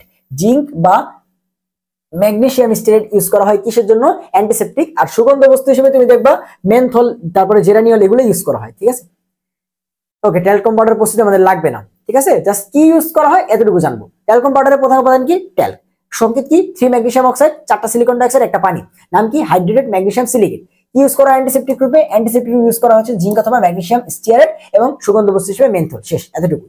এবারে বেবি পাউডার, ভাই baby powder ultimately talcum powder থেকে তৈরি করা হয়। জাস্ট এখানে বেবি পাউডারে এক্সট্রা একটা জিনিস থাকে, সেটা হচ্ছে বোরিক অ্যাসিড। এতটুকুই পার্থক্য। এখানেও কি থাকে ভাইয়া? মেইনলি ট্যালকম পাউডারই থাকে, ট্যাল কি থাকে, ঠিক আছে। বাট এখানে অ্যান্টিসেপ্টিক রূপে ওই যে জিঙ্ক অথবা ম্যাগনেসিয়াম স্টিয়ারেটে থাকে, একটা অ্যান্টিসেপ্টিক এক্সট্রা অ্যাড হয়, তার নাম কি? তার নাম হচ্ছে বোরিক অ্যাসিড। এবং স্যার এখানে আমার স্টার মার্ক দিছে, তুমি কেন পড়বা না বলো? তাহলে এই যে তোমার শিশুদের যে বেবি পাউডার, সেখানে আলটিমেটলি একটা জিনিসই থাকে, শিশুদের আর বড়দের মাঝখানে পার্থক্য একটাই, যে বড়দের ট্যালকম পাউডারে বোরিক অ্যাসিডটা থাকে না, শিশুদের হচ্ছে বোরিক অ্যাসিডটা থাকে। কথা বুঝতে পারছো? এটা ইম্পর্টেন্ট। ওকে, সো এরপর আসো ভাই vanishing cream. So vanishing cream, এরপর আছে cold cream. So vanishing cream আর কোল্ড ক্রিম এই দুটোর মাঝখানে পার্থক্য নিচে একটা চার্ট দেওয়া আছে, আমরা সেখান থেকে পড়বো, এখানে কোনো বাংলা লেখা পড়বো না, ঠিক আছে। আর যখন একটা প্রশ্ন সলভ করবো, যেটা ট্যালকম পাউডারের মূল উপাদান কি? ট্যাল্ক, 3টা ম্যাগনেসিয়াম অক্সাইড, 4টা সিলিকন ডাইঅক্সাইড, পানি। শেষ, ঠিক আছে। কুমিল্লা বোর্ড 2015 সালে আসছে। সো আসো নিচের দিকে আসো, আমাদের ফার্স্ট আছে ভ্যানিশিং ক্রিম, অনেক কথাবার্তা বলে দেওয়া আছে, কিচ্ছু লাগবে না এখান থেকে, যা পড়বো সব 4টা থেকে। এরপর আছে কোল্ড ক্রিম, ঠিক আছে। কোল্ড ক্রিম, নিচের দিকে আসো, নিচের দিকে আসো, নিচের দিকে আসো, অনেক কথা বলে দেওয়া আছে। বলুক বেবি পাউডারে কি ইউজ করা হয়, কোনটি অ্যান্টিসেপ্টিক রূপে? বোরিক পাউডার ব্যবহার করা হয়। বেবি পাউডারে বোরিক অ্যাসিডটা এক্সট্রা ব্যবহার করা হয়। এই যে এই 4টা আমরা পড়লেই ভ্যানিশিং ক্রিমও যা হবে, আমাদের কোল্ড ক্রিমও বড় হয়ে যাবে। হ্যাঁ, ভ্যানিশিং ক্রিম এই জিনিসটা আলটিমেটলি কি জানো? ভ্যানিশিং ক্রিমটা হচ্ছে আলটিমেটলি আমাদের লোশন, ঠিক আছে। ভ্যানিশিং ক্রিমটা আলটিমেটলি কি? আমাদের লোশন। ভ্যানিশিং ক্রিমটা কি? ভ্যানিশিং ক্রিম হচ্ছে একটা লোশন। আর কোল্ড ক্রিম কি জানো? কোল্ড ক্রিম হচ্ছে আসল ক্রিম যেটা, সেটা, ঠিক আছে। সো ভ্যানিশিং ক্রিমের নাম হয়তো ভ্যানিশিং আছে, পাশে আবার বলা হয় স্নো, ঠিক আছে। সো ভ্যানিশিং ক্রিম হচ্ছে এক প্রকার লোশন, আর কোল্ড ক্রিম হচ্ছে প্রকৃতপক্ষে ক্রিম। সো আমরা একটু আগে বলছি যে লোশনে পানি বেশি, তাই তো? লোশনে পানি বেশি। সো পানি বেশি মানে কি? সেখানে পানির মধ্যে তেলগুলা ভাসবে, কারণ পানি বেশি তেল কম, সো পানির মধ্যে তেল ভাসবে। আর কোল্ড ক্রিমে কি বলছি? পানি কম, সেখানে তেল বেশি। তাহলে দেখো তেল বা অয়েলের মধ্যে পানি ভাসবে। So water in oil emulsion, এগুলোকে আমরা কিভাবে বলি জানো? এই দেখো O/W মানে কি বোঝাচ্ছি? যে পানির মধ্যে, ওয়াটারের মধ্যে তেল আছে, সেটা মানে কি? অয়েল ইন ওয়াটার, তাই তো? ওয়াটারের মধ্যে তেল আছে, অয়েল ইন ওয়াটার। এন্ড এটা কি? এটা বলতেছি ওয়াটার ইন অয়েল, সেটা মানে কি? যেটা লাস্টে থাকবে সেটা বেশি। সো কোল্ড ক্রিমে তেল বেশি, এবং তোমার এটা কি? লোশন বলছি না? লোশনে কি? পানি বেশি, W, ঠিক আছে। তাহলে প্রথম বেসিক পার্থক্য হচ্ছে এটা, এটা হচ্ছে তেল পানি, আর এটা হচ্ছে পানি তেল। তুমি যখন একবার পড়ে ফেলবা জিনিসটা, তখন তোমার হচ্ছে এই জিনিসটা এমনি মনে থাকবে। সেকেন্ড কথা, ভ্যানিশিং ক্রিমে ব্যবহার করা হয় স্টিয়ারিক অ্যাসিড এবং গ্লিসারিন মনোস্টিয়ারেট। অনেক বেশি ইম্পর্টেন্ট, পরীক্ষাতে আসছে। ভ্যানিশিং ক্রিমে ব্যবহার করা হয় স্টিয়ারিক অ্যাসিড এবং গ্লিসারিন মনোস্টিয়ারেট, আর এখানে ব্যবহার করা হয় মিনারেল অয়েল বা তরল প্যারাফিন। এই যে এইটা পরীক্ষাতে আসছে, যে তরল প্যারাফিন ব্যবহার করা হয় কোথায়? কোল্ড ক্রিমে। তরল প্যারাফিন ব্যবহার করা কোল্ড ক্রিমে। সেটা কই পাওয়া যায়? মৌমাছির সাদা মোমের মধ্যে পাওয়া যায়। এবং গ্লিসারিন সম্পর্কিত আরো কিছু ব্যবহার করা হয়, তবে ইম্পর্টেন্ট হচ্ছে বোরাক্স ব্যবহার করা হয়। দেখো বোরাক্স, কোল্ড ক্রিম থেকে দুটো ইম্পর্টেন্ট জিনিস, তরল প্যারাফিন ব্যবহার করা হয়, বোরাক্স ব্যবহার করা হয়। এবং বোরাক্সের সংকেত পরীক্ষাতে আসছে, সব জায়গাতে আসছে, যে বোরাক্স কে বলা হয় Na2B4O7। Na2B4O7 কে বলা হয় বোরাক্স। এরপর আসো ভ্যানিশিং ক্রিমেও ময়শ্চারাইজার হিসেবে গ্লিসারিন ব্যবহার করা হয়, এখানেও গ্লিসারিন ব্যবহার করা হয়, ঠিক আছে। গ্লিসারিন ব্যবহার করা হয়, সেখান থেকে এক্সট্রা কিছু জানার নাই। তাহলে দুটোর মধ্যে পার্থক্য কি? এটা হচ্ছে তোমার অয়েল ইন ওয়াটার, ওটা হচ্ছে ওয়াটার ইন অয়েল। এটা হচ্ছে তোমার গ্লিসারিন মনোস্টিয়ারেট ব্যবহার করা হয়, ওইখানে হচ্ছে তরল প্যারাফিন বা হচ্ছে তোমার বোরাক্স ব্যবহার করা হয়। বোরাক্সের সংকেত Na2B4O7। প্রত্যেকে বারবার বলতে সেই জন্যই, কারণ অনেকে প্রথমবার দেখতেছো, তাদের মাথায় জিনিসটার জন্য গাইথা যায়। লিপস্টিক থেকে একটা জিনিসই লাগবে, যে লিপস্টিকের প্রধান উপাদান কি? লিপস্টিকের প্রধান উপাদান হচ্ছে মোম এবং তেল। শেষ, আর কিচ্ছু বলা লাগবে না। লিপস্টিকের প্রধান উপাদান হচ্ছে মোম এবং তেল। এতটুকু দেখতে পারো যে লিপস্টিকের মধ্যে কি থাকে? টাইটানিয়াম ডাইঅক্সাইড থাকে। শেষ, আর কিচ্ছু জানা লাগবে, কিচ্ছু জানা লাগবে না, ঠিক আছে। লিপস্টিকের মূল উপাদান মোম এবং তেল। শেষ, আর লিপস্টিক থেকে এত কিছু পড়া দরকার নেই, ঠিক আছে। লিপস্টিকের মূল উপাদান কি? মোম। প্রশ্ন কই থেকে আসবে ভাই, এটা আমরা জানি, ঠিক আছে। এগুলোই আসবে, সবাই জানে। তুমি একবার মেমোরিটা পড়ো, তুমি বলতে পারবা যে এগুলোই আসবে, ঠিক আছে। আমি পড়ছি দেখে বলতে পারতেছি, তাই না? এমন তো আমি জাদুকর। এবার সবাই আফটার শেপ, হ্যাঁ আফটার শেপ। সো এই আফটার শেপ সম্পর্কে তুমি কি জানতে হবে? যে আফটার শেপে অ্যান্টিসেপ্টিক রূপে কি ইউজ করা হয়? ডিন্যাচার্ড অ্যালকোহল 40। ডিন্যাচার্ড অ্যালকোহল মানে কি? আমাদের ইথানল ভাই যে আছে না, H2C2H5OH, বা তোমরা এইভাবে চিনো যে CH3CH2OH, ইথানল, এটাকে বলা হয়েছে তোমার কি? ডিন্যাচার্ড অ্যালকোহল। এই ডিন্যাচার্ড অ্যালকোহল ব্যবহার করা হয় অ্যান্টিসেপ্টিক রূপে। এরপরে ময়েশ্চারাইজার রূপে কি ব্যবহার করা হয়? গ্লিসারিন বা অ্যালোভেরা বা অলিভ অয়েল বা জলপাইয়ের যে তেল এগুলো ব্যবহার করা হয়। ঠিক আছে, তাহলে অ্যান্টিসেপ্টিক একটু দেখলা, আফটার শেভে, এবং হচ্ছে ময়েশ্চারাইজারটা দেখলা, মানে শেভ করার পরে ফেসের মধ্যে যেটা দেয় সেটা হচ্ছে আফটার শেভ। তো সেখানে অ্যান্টিসেপ্টিক বা জীবাণু মারার জন্য ডিনেচার্ড অ্যালকোহল বা ইথানল এবং গ্লিসারিন, অ্যালোভেরা বা অলিভ অয়েল থাকে কি হিসেবে? ময়েশ্চারাইজার হিসেবে, পিচ্ছিল করতে, আমাদের এই ফেসের স্কিনটা শেভ করার পরে পিচ্ছিল করতে এটা ইউজ করা। ঠিক আছে, ওকে, শেষ, আফটার শেভ পড়া শেষ। এবার আসো মেহেদি। মেহেদি থেকে দুইটা কথা জানা লাগবে, কি? নিচের দিকে আসো, যে মেহেদির মূল উপাদানের নাম লাসন। কই আসছে জানো? কই আসছে? বুয়েট, প্রিলি, 22-23। বিশ্বাস হয়? কই থেকে প্রশ্ন আসছে বুয়েটে? বুয়েটে টিচার এখানে নাম পড়ে প্রশ্ন করছে, বুঝতে পারছো? সারা কি শুধুমাত্র ভিনেগার পড়ছে কর্মমুখী রসায়ন থেকে? পরের বছর দিয়ে দিবে যে লিপস্টিকের প্রধান উপাদান কি? মোম অথবা ওয়্যাক্স। তাহলে এই দেখো, মেহেদির মূল উপাদান হচ্ছে লাসন। লাসনের সংকেতটাও আসছে যে 2-হাইড্রোক্সি-1,4 ন্যাপথাকুইনন, 2-হাইড্রোক্সি-1,4 ন্যাপথাকুইনন, 2-হাইড্রোক্সি-1,4 ন্যাপথাকুইনন। সংখ্যাটা চাইলে দেখে নিতে পারো, বাট সংকেত তার এমসিকিউতে খুব আসে না। তো 2-হাইড্রোক্সি-1,4 ন্যাপথাকুইননের নাম হচ্ছে লাসন, যেটা হচ্ছে মেহেদির মূল উপাদান। এটা কারণে আলটিমেটলি লাল কালারটা হয়। এবং মেহেদির পিএইচ এর মানটা যখন 5.5 এর মধ্যে হয় তখন এটা ভালো কাজ করে। মেহেদির পিএইচ এর মান যদি 5.5 হয় তাহলে সেটা ভালো কাজ করে। দুইটা ইনফরমেশন, মেহেদির মূল উপাদান লাসন, পিএইচ কত? 5.5। শেষ, আর কিছু বলা লাগবে না। মেহেদি পাতা শেষ। ওকে, গোলাপ জল গেল। এরপরে ব্যবহারিক দরকার নাই। গ্লাস ক্লিনার এবং হচ্ছে তোমার টয়লেট ক্লিনার, দুটোর মাঝখানে পার্থক্য বুঝো। গ্লাস ক্লিনারে থাকে কি? গ্লাস ক্লিনারে থাকে হচ্ছে তোমার অ্যামোনিয়াম হাইড্রোক্সাইড। গ্লাস ক্লিনারে থাকে কি? গ্লাস ক্লিনার এবং টয়লেট ক্লিনারের মেইন পার্থক্য এটা। গ্লাস ক্লিনারে থাকে হচ্ছে অ্যামোনিয়ার পানি। অ্যামোনিয়ার পানি মানে কি? Ammonium hydroxide. আর এখানে থাকে হচ্ছে সোডিয়ামের পানি বা সোডিয়াম হাইড্রোক্সাইড, মানে কি? তোমার টয়লেট ক্লিনার, টয়লেট ক্লিনার। তাহলে মেইন পার্থক্য কি? মেইন পার্থক্য হচ্ছে এখানে থাকে অ্যামোনিয়ার দ্রবণ, এখানে থাকে সোডিয়ামের দ্রবণ। তাহলে সোডিয়ামের দ্রবণ টয়লেট ক্লিনার বা সোডিয়াম হাইড্রোক্সাইড, আর অ্যামোনিয়াম হাইড্রোক্সাইড হচ্ছে গ্লাস ক্লিনার। বা অনেক সময় প্রশ্ন আসে যে গ্লাস ক্লিনারে এটা ব্যবহার করলে কি সমস্যা? সো দেখো, এইটা অনেক ক্ষয়কারক। সো গ্লাসে দিলে গ্লাসের ক্ষয় করে ফেলতে পারে। একটা জিনিস যদি পরিষ্কার করতে গিয়ে সেটা ক্ষয় করে ফেলে, তাহলে সেটা দিয়ে কি তুমি এটাকে পরিষ্কার করবা? না। ঠিক আছে, তাহলে এই জন্য সোডিয়াম হাইড্রোক্সাইড ব্যবহার করে না। তাহলে মেইন পার্থক্যটা এখানে যে গ্লাস ক্লিনার থাকে অ্যামোনিয়ার দ্রবণ কত পার্সেন্ট? 28%, অনেক বেশি ইম্পর্টেন্ট। গ্লাস ক্লিনার থেকে এই প্রশ্নে আসবে যে গ্লাস ক্লিনারের মূল উপাদান কি? অ্যামোনিয়ার দ্রবণ বা অ্যামোনিয়াম হাইড্রোক্সাইড, কত পার্সেন্ট? 28%। এবং এই দেখো প্রশ্ন আসছে যে মেহেদির রঙের কারণ কি? লাসন। ঠিক আছে, যে টপিকটা আমরা আগে পড়বো সেটা দেখবো, পরে প্রশ্ন আসছে রাজশাহী বোর্ড 2015 সাল। ঠিক আছে, এরপরে তোমার নিচের দিকে আসো, নিচের দিকে আসো, নিচের দিকে আসো। টয়লেট ক্লিনার, টয়লেট ক্লিনারে কি থাকে? কস্টিক সোডা বা পটাশিয়াম হাইড্রোক্সাইড, সোডিয়াম হাইড্রোক্সাইড। শেষ। ওটা মেইন উপাদান ছিল অ্যামোনিয়াম হাইড্রোক্সাইড, এটা হচ্ছে সোডিয়াম হাইড্রোক্সাইড। এরপরে এখান থেকে আরো কিছু পড়া লাগবে। কি পড়া লাগবে টয়লেট ক্লিনার থেকে? যে টয়লেট ক্লিনারে ব্লিচিং এজেন্ট হিসেবে জীবাণু মারার জন্য ব্যবহার করা হয় ক্যালসিয়াম হাইপোক্লোরাইড, CaOClCl বা ব্লিচিং পাউডার। নাম তো শোনা হি হোগা, তাই না? CaOClCl, মনে পড়ে? CaOClCl বা ব্লিচিং পাউডার কই ইউজ করা হয়? টয়লেট ক্লিনারে। দেখছোই তো, বা ইউজ করতেও দেখো, তাই না? তাহলে টয়লেট ক্লিনারে কি ইউজ করা হয়? ব্লিচিং এজেন্ট রূপে জীবাণু মারার জন্য ব্লিচিং পাউডার ইউজ করা হয়। এবং আরেকটা জিনিস দেখো, এখানে ব্লিচিং এজেন্ট রূপে ব্যবহার করা হয় ব্লিচিং পাউডার, এবং তোমার দুর্গন্ধ, দুর্গন্ধ এবং জীবাণুকে মারার জন্য, দুর্গন্ধ এবং জীবাণুকে মারার জন্য ইউজ করা হয় ফেনল। অনেক বেশি ইম্পর্টেন্ট যে দুর্গন্ধ এবং জীবাণুনাশক রূপে ব্যবহার করা হয় ফেনল, আর ব্লিচিং এজেন্ট রূপে জীবাণুনাশক মারার জন্য কি? আলটিমেটলি আমাদের ব্লিচিং পাউডার। তাহলে প্রশ্ন কিরকম আসবে ভাইয়া? প্রশ্ন আসবে ব্লিচিং এজেন্ট রূপে কোনটা? ব্লিচিং পাউডার বা CaOClCl। জীবাণুনাশক বা দুর্গন্ধনাশক হিসেবে ব্যবহার করা হয় ফেনল। ঠিক আছে, তাহলে এই হচ্ছে টয়লেট ক্লিনার। ঠিক আছে, এই হচ্ছে টয়লেট ক্লিনার। তাহলে গ্লাস ক্লিনার টয়লেট ক্লিনারের মূল পার্থক্যটাই হচ্ছে এই জায়গাতে।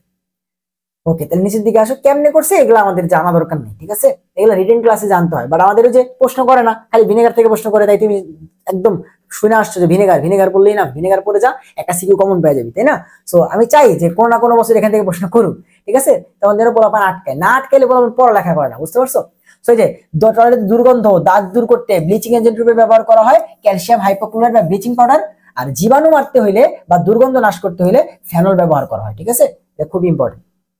ওকে, টয়লেট ক্লিনারে কেন এটা ব্যবহার করছি? এটা ব্যবহার করতে পারি না, আগেই বলছি যে এটা ব্যবহার করলে আমাদের টয়লেট ক্লিনার ঠিক থাকবে, বাট গ্যাস গ্লাস, যেটা গ্লাস কিন্তু ক্ষয় হয়ে যাবে, সেটা করা যাবে না। ঠিক আছে, আর সাধারণ কাচে কোনটা থাকে? রাসায়নিক কাচ বা শক্ত কাচে পটাশ গ্লাসে কোনটা থাকে? পাইরেক্স গ্লাসে কোনটা থাকে? এগুলো ল্যাবরেটরি নিবদ্ধ ব্যবহারে পড়ি না, এগুলো আমরা ল্যাবরেটরি নিবদ্ধ ব্যবহারে এগুলো পড়ছি না। এখান থেকে জাস্ট একবার রিভাইজ দিয়ে ফেলবা, শেষ। ওকে ওকে ওকে, নিচের দিকে আসো, নিচের দিকে আসো। পরের টপিকের নাম ভিনেগার। এই আমাদের এই চ্যাপ্টারের লাস্ট টপিক।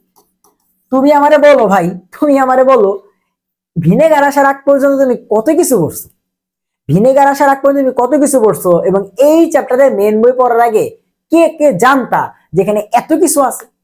আমি তো অবাক, অ্যাডমিশনে আমাদের কেউ তো কেউ বলে নাই যে ভাই মেন বই পড়তে হয়, আমাদের কেউ কেউ এই জিনিসটা বলে নাই, অ্যাডভাইস করে নাই, বুঝাই নাই।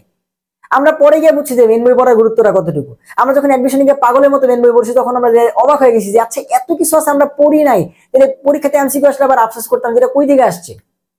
ঠিক আছে, তাহলে শুধু সিকিউ এমসিকিউ সলভ করলে মেন বই না পড়লে হয় না ভাই। ছোটবেলা থেকে তুমি মেন বই পড়ে পড়ে আসতেছো, বাট এই ইন্টার এসে অনেক বড় সিলেবাস, তোমরা মেন বই না পড়ে খালি সিকিউ এমসিকিউ পিছনে দৌড়তো। হ্যাঁ ঠিক আছে, সিকিউ এমসিকিউ তে নাম্বার উঠানো যায়, বাট একদম 95, 100, 98, 100 উঠাইতে গেলে কি করা লাগে? সবকিছু জানা লাগে। অ্যাডমিশন ভালো করতে হলে মেন বই জানতেই হবে। ঠিক আছে, এই যে লাস্ট ইয়ার ভিনেগার, এখন এটা অনেকেই পারো, কারণ যেহেতু ভিনেগার পড়ছো, যে ভিনেগার হচ্ছে অ্যাসিডিক অ্যাসিডে 6 থেকে 10% জলীয় দ্রবণ। ঠিক আছে, বাট যখনই যাবা আগের এমসিকিউটা একটা আগের টপিকের এমসিকিউটা সলভ করে ফেলবা। টয়লেট ক্লিনারে কি ভাইয়া? Sodium hydroxide. এবং গ্লাস ক্লিনারে কি? তোমার হচ্ছে অ্যামোনিয়াম হাইড্রোক্সাইড হচ্ছে গ্লাস। ঠিক আছে, ওকে।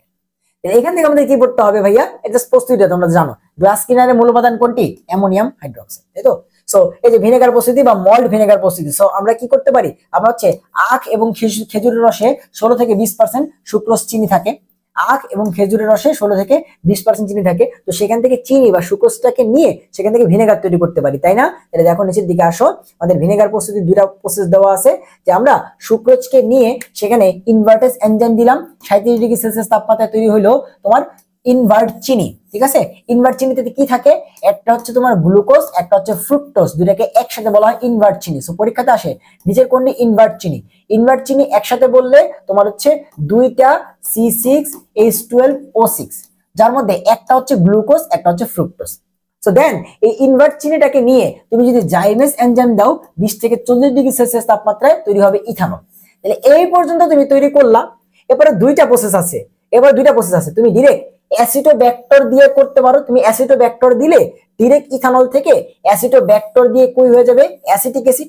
অথবা তুমি যেটা করতে পারো, মাইক্রোডার্মা অ্যাসিটি দিতে পারো 35°C তাপমাত্রা, তাইলে তোমার এখান থেকে 10% তোমার ভিনেগার প্রসেস হবে। বাট পার্থক্যটা কি? এখান থেকে তৈরি হবে 6%। তুমি যদি অ্যাসিটোব্যাক্টর দাও, তাহলে এখানে অ্যাসিটিক অ্যাসিডের ঘনমাত্রা থাকবে 6%, আর এইখানে থাকবে হচ্ছে 10%। ঠিক আছে, তাহলে 10% হইতে হলে মাইক্রোডার্মা অ্যাসিড দিতে হবে, আর 6% হইতে হলে তোমার অ্যাসিটোব্যাক্টর দিতে হবে। এবং বিক্রিয়া তোমরা পারো, সুক্রোজ চিনি থেকে ইনভার্ট চিনি, সেখান থেকে তোমার কি করতে হবে? বিক্রিয়া করে ইথানল, ইথানল থেকে হচ্ছে ইথানোয়িক অ্যাসিড। এখন ইথানোয়িক অ্যাসিড 6% চাইলে অ্যাসিটোব্যাক্টর, 10% চাইলে মাইক্রোডার্মা অ্যাসিড। শেষ। এই হচ্ছে আমাদের চ্যাপ্টার, শেষ হইলো। ঠিক আছে, এবং খাদ্যদ্রব্য কেমনে সংরক্ষণ করে? ও কি ভাই? একটা অ্যাসিড CH3COOH, তো সেখান থেকে কি হয়? তোমার হচ্ছে এই CH3COO মাইনাসটা আলাদা হয়ে যায়, এবং H প্লাস, বারবার বলছি যে অ্যাসিডের H প্লাসটা গিয়ে আলটিমেটলি কি করে? ওই জীবাণুকে মেরে ফেলে বা ব্যাকটেরিয়াকে মেরে ফেলে। এই হচ্ছে আমাদের তোমার কর্মমুখী রসায়ন। তুমি আমাকে বলো যে কর্মমুখী রসায়নে তুমি ভিনেগার শুধু ভাবছিলা, তাই না? বাট তুমি দেখো কত কিছু আছে, লাস্টে এগুলো লাগে না যে তোমার কোন কোন এনজাইম কই পাওয়া যায়, এগুলো বলে দিছে। ঠিক আছে, তো এটা আলটিমেটলি বায়োলজিতে পড়ার কথা। তারপরে স্যার যেগুলো স্টার দেওয়া আছে সেগুলো পড়বা। যে ইনভার্টেস চিনিতে তুমি ইউজ করলা, সেই ইনভার্টেস চিনি ইস্ট এবং ক্ষুদ্রান্তের রসের মধ্যে পাওয়া যায়। মেল্টেস এনজাইম কই পাওয়া যায় ভাইয়া? ইস্ট, মল্ট এবং ক্ষুদ্রান্তের রসে পাওয়া যায়। জাইমেস এনজাইম পাওয়া যায় ইস্ট। তুমি কি দেখতেছো যে ইস্ট থেকে জাইমেস এনজাইম পাওয়া যায়, মেল্টেজ এনজাইম পাওয়া যায়, ইনভার্টেজ এনজাইম পাওয়া যায়। এরপর নিচের দিকে আসো, ইনসুলেস, এগুলো অনেক কিছু বলে দেওয়া আছে। Trypsin, pepsin, চিনতেছো? বায়োলজি যারা পড়ো, ঠিক আছে, সেগুলো কই থেকে পাওয়া যায় সেগুলো বলে দেওয়া আছে। এটা তো আর কেমিস্ট্রি পড়ালেখা না। তাহলে এই হচ্ছে আমাদের কর্মমুখী রসায়ন। অনেক পড়ালেখা আছে, পড়তে গেলেই বুঝবা যে চ্যাপ্টার আসলে কত পড়ালেখা আছে। সো আমি চাইতেছিলাম যে তোমাদের এই চ্যাপ্টারটা সুন্দরভাবে কমপ্লিট করা। প্রত্যেকটা জিনিস পড়ার পর একবার, দুইবার, তিনবার করে রিপিট করছি, কারণ আমি জানি অনেকে প্রথমবারের মতো পড়বা, তোমাদের যেন কোনো সমস্যা না হয়, সেজন্য এত সময় নিয়ে আমরা হচ্ছে এই জিনিসটা করলাম। তাহলে আশা করি তোমরা পুরো জিনিসটা বুঝতে পারছো। একবার করবা, ফার্স্টে বার তোমার অপরিচিত লাগতে পারে, সেকেন্ড বার করলে তোমার পরিচিত হয়ে যাবে, তৃতীয়বার করলে তোমার ভালো লাগবে এই চ্যাপ্টারটা। ঠিক আছে, তো আশা করি সবাই পড়ালেখা করবা ঠিকঠাক ভাবে। মেন বই পড়ার গুরুত্বটা আস্তে আস্তে বুঝতে চেষ্টা করবা। যখন তুমি এখান থেকে দিয়ে পরীক্ষা হলে যাই দেখবা যে ভাইয়া যেগুলো পড়তেছে মেন বই থেকে সেগুলো এমসিকিউতে কমন আসছে, তখন আস্তে আস্তে মনের মধ্যে ভালো লাগা কাজ করবে। তাহলে সবার সাথে দেখা হবে পরবর্তী লেকচারে। আমাদের এরকম আরেকটা অবহেলিত চ্যাপ্টার আছে, তার নাম অর্থনৈতিক রসায়ন, এবং অর্থনৈতিক রসায়ন দিয়ে আমরা আমাদের এই কেমিস্ট্রি মূল বৈশিষ্ট্যটাকে শেষ করবো। তাহলে সেই লেকচারে তোমাদের সবার সাথে দেখা হবে। আল্লাহ হাফেজ।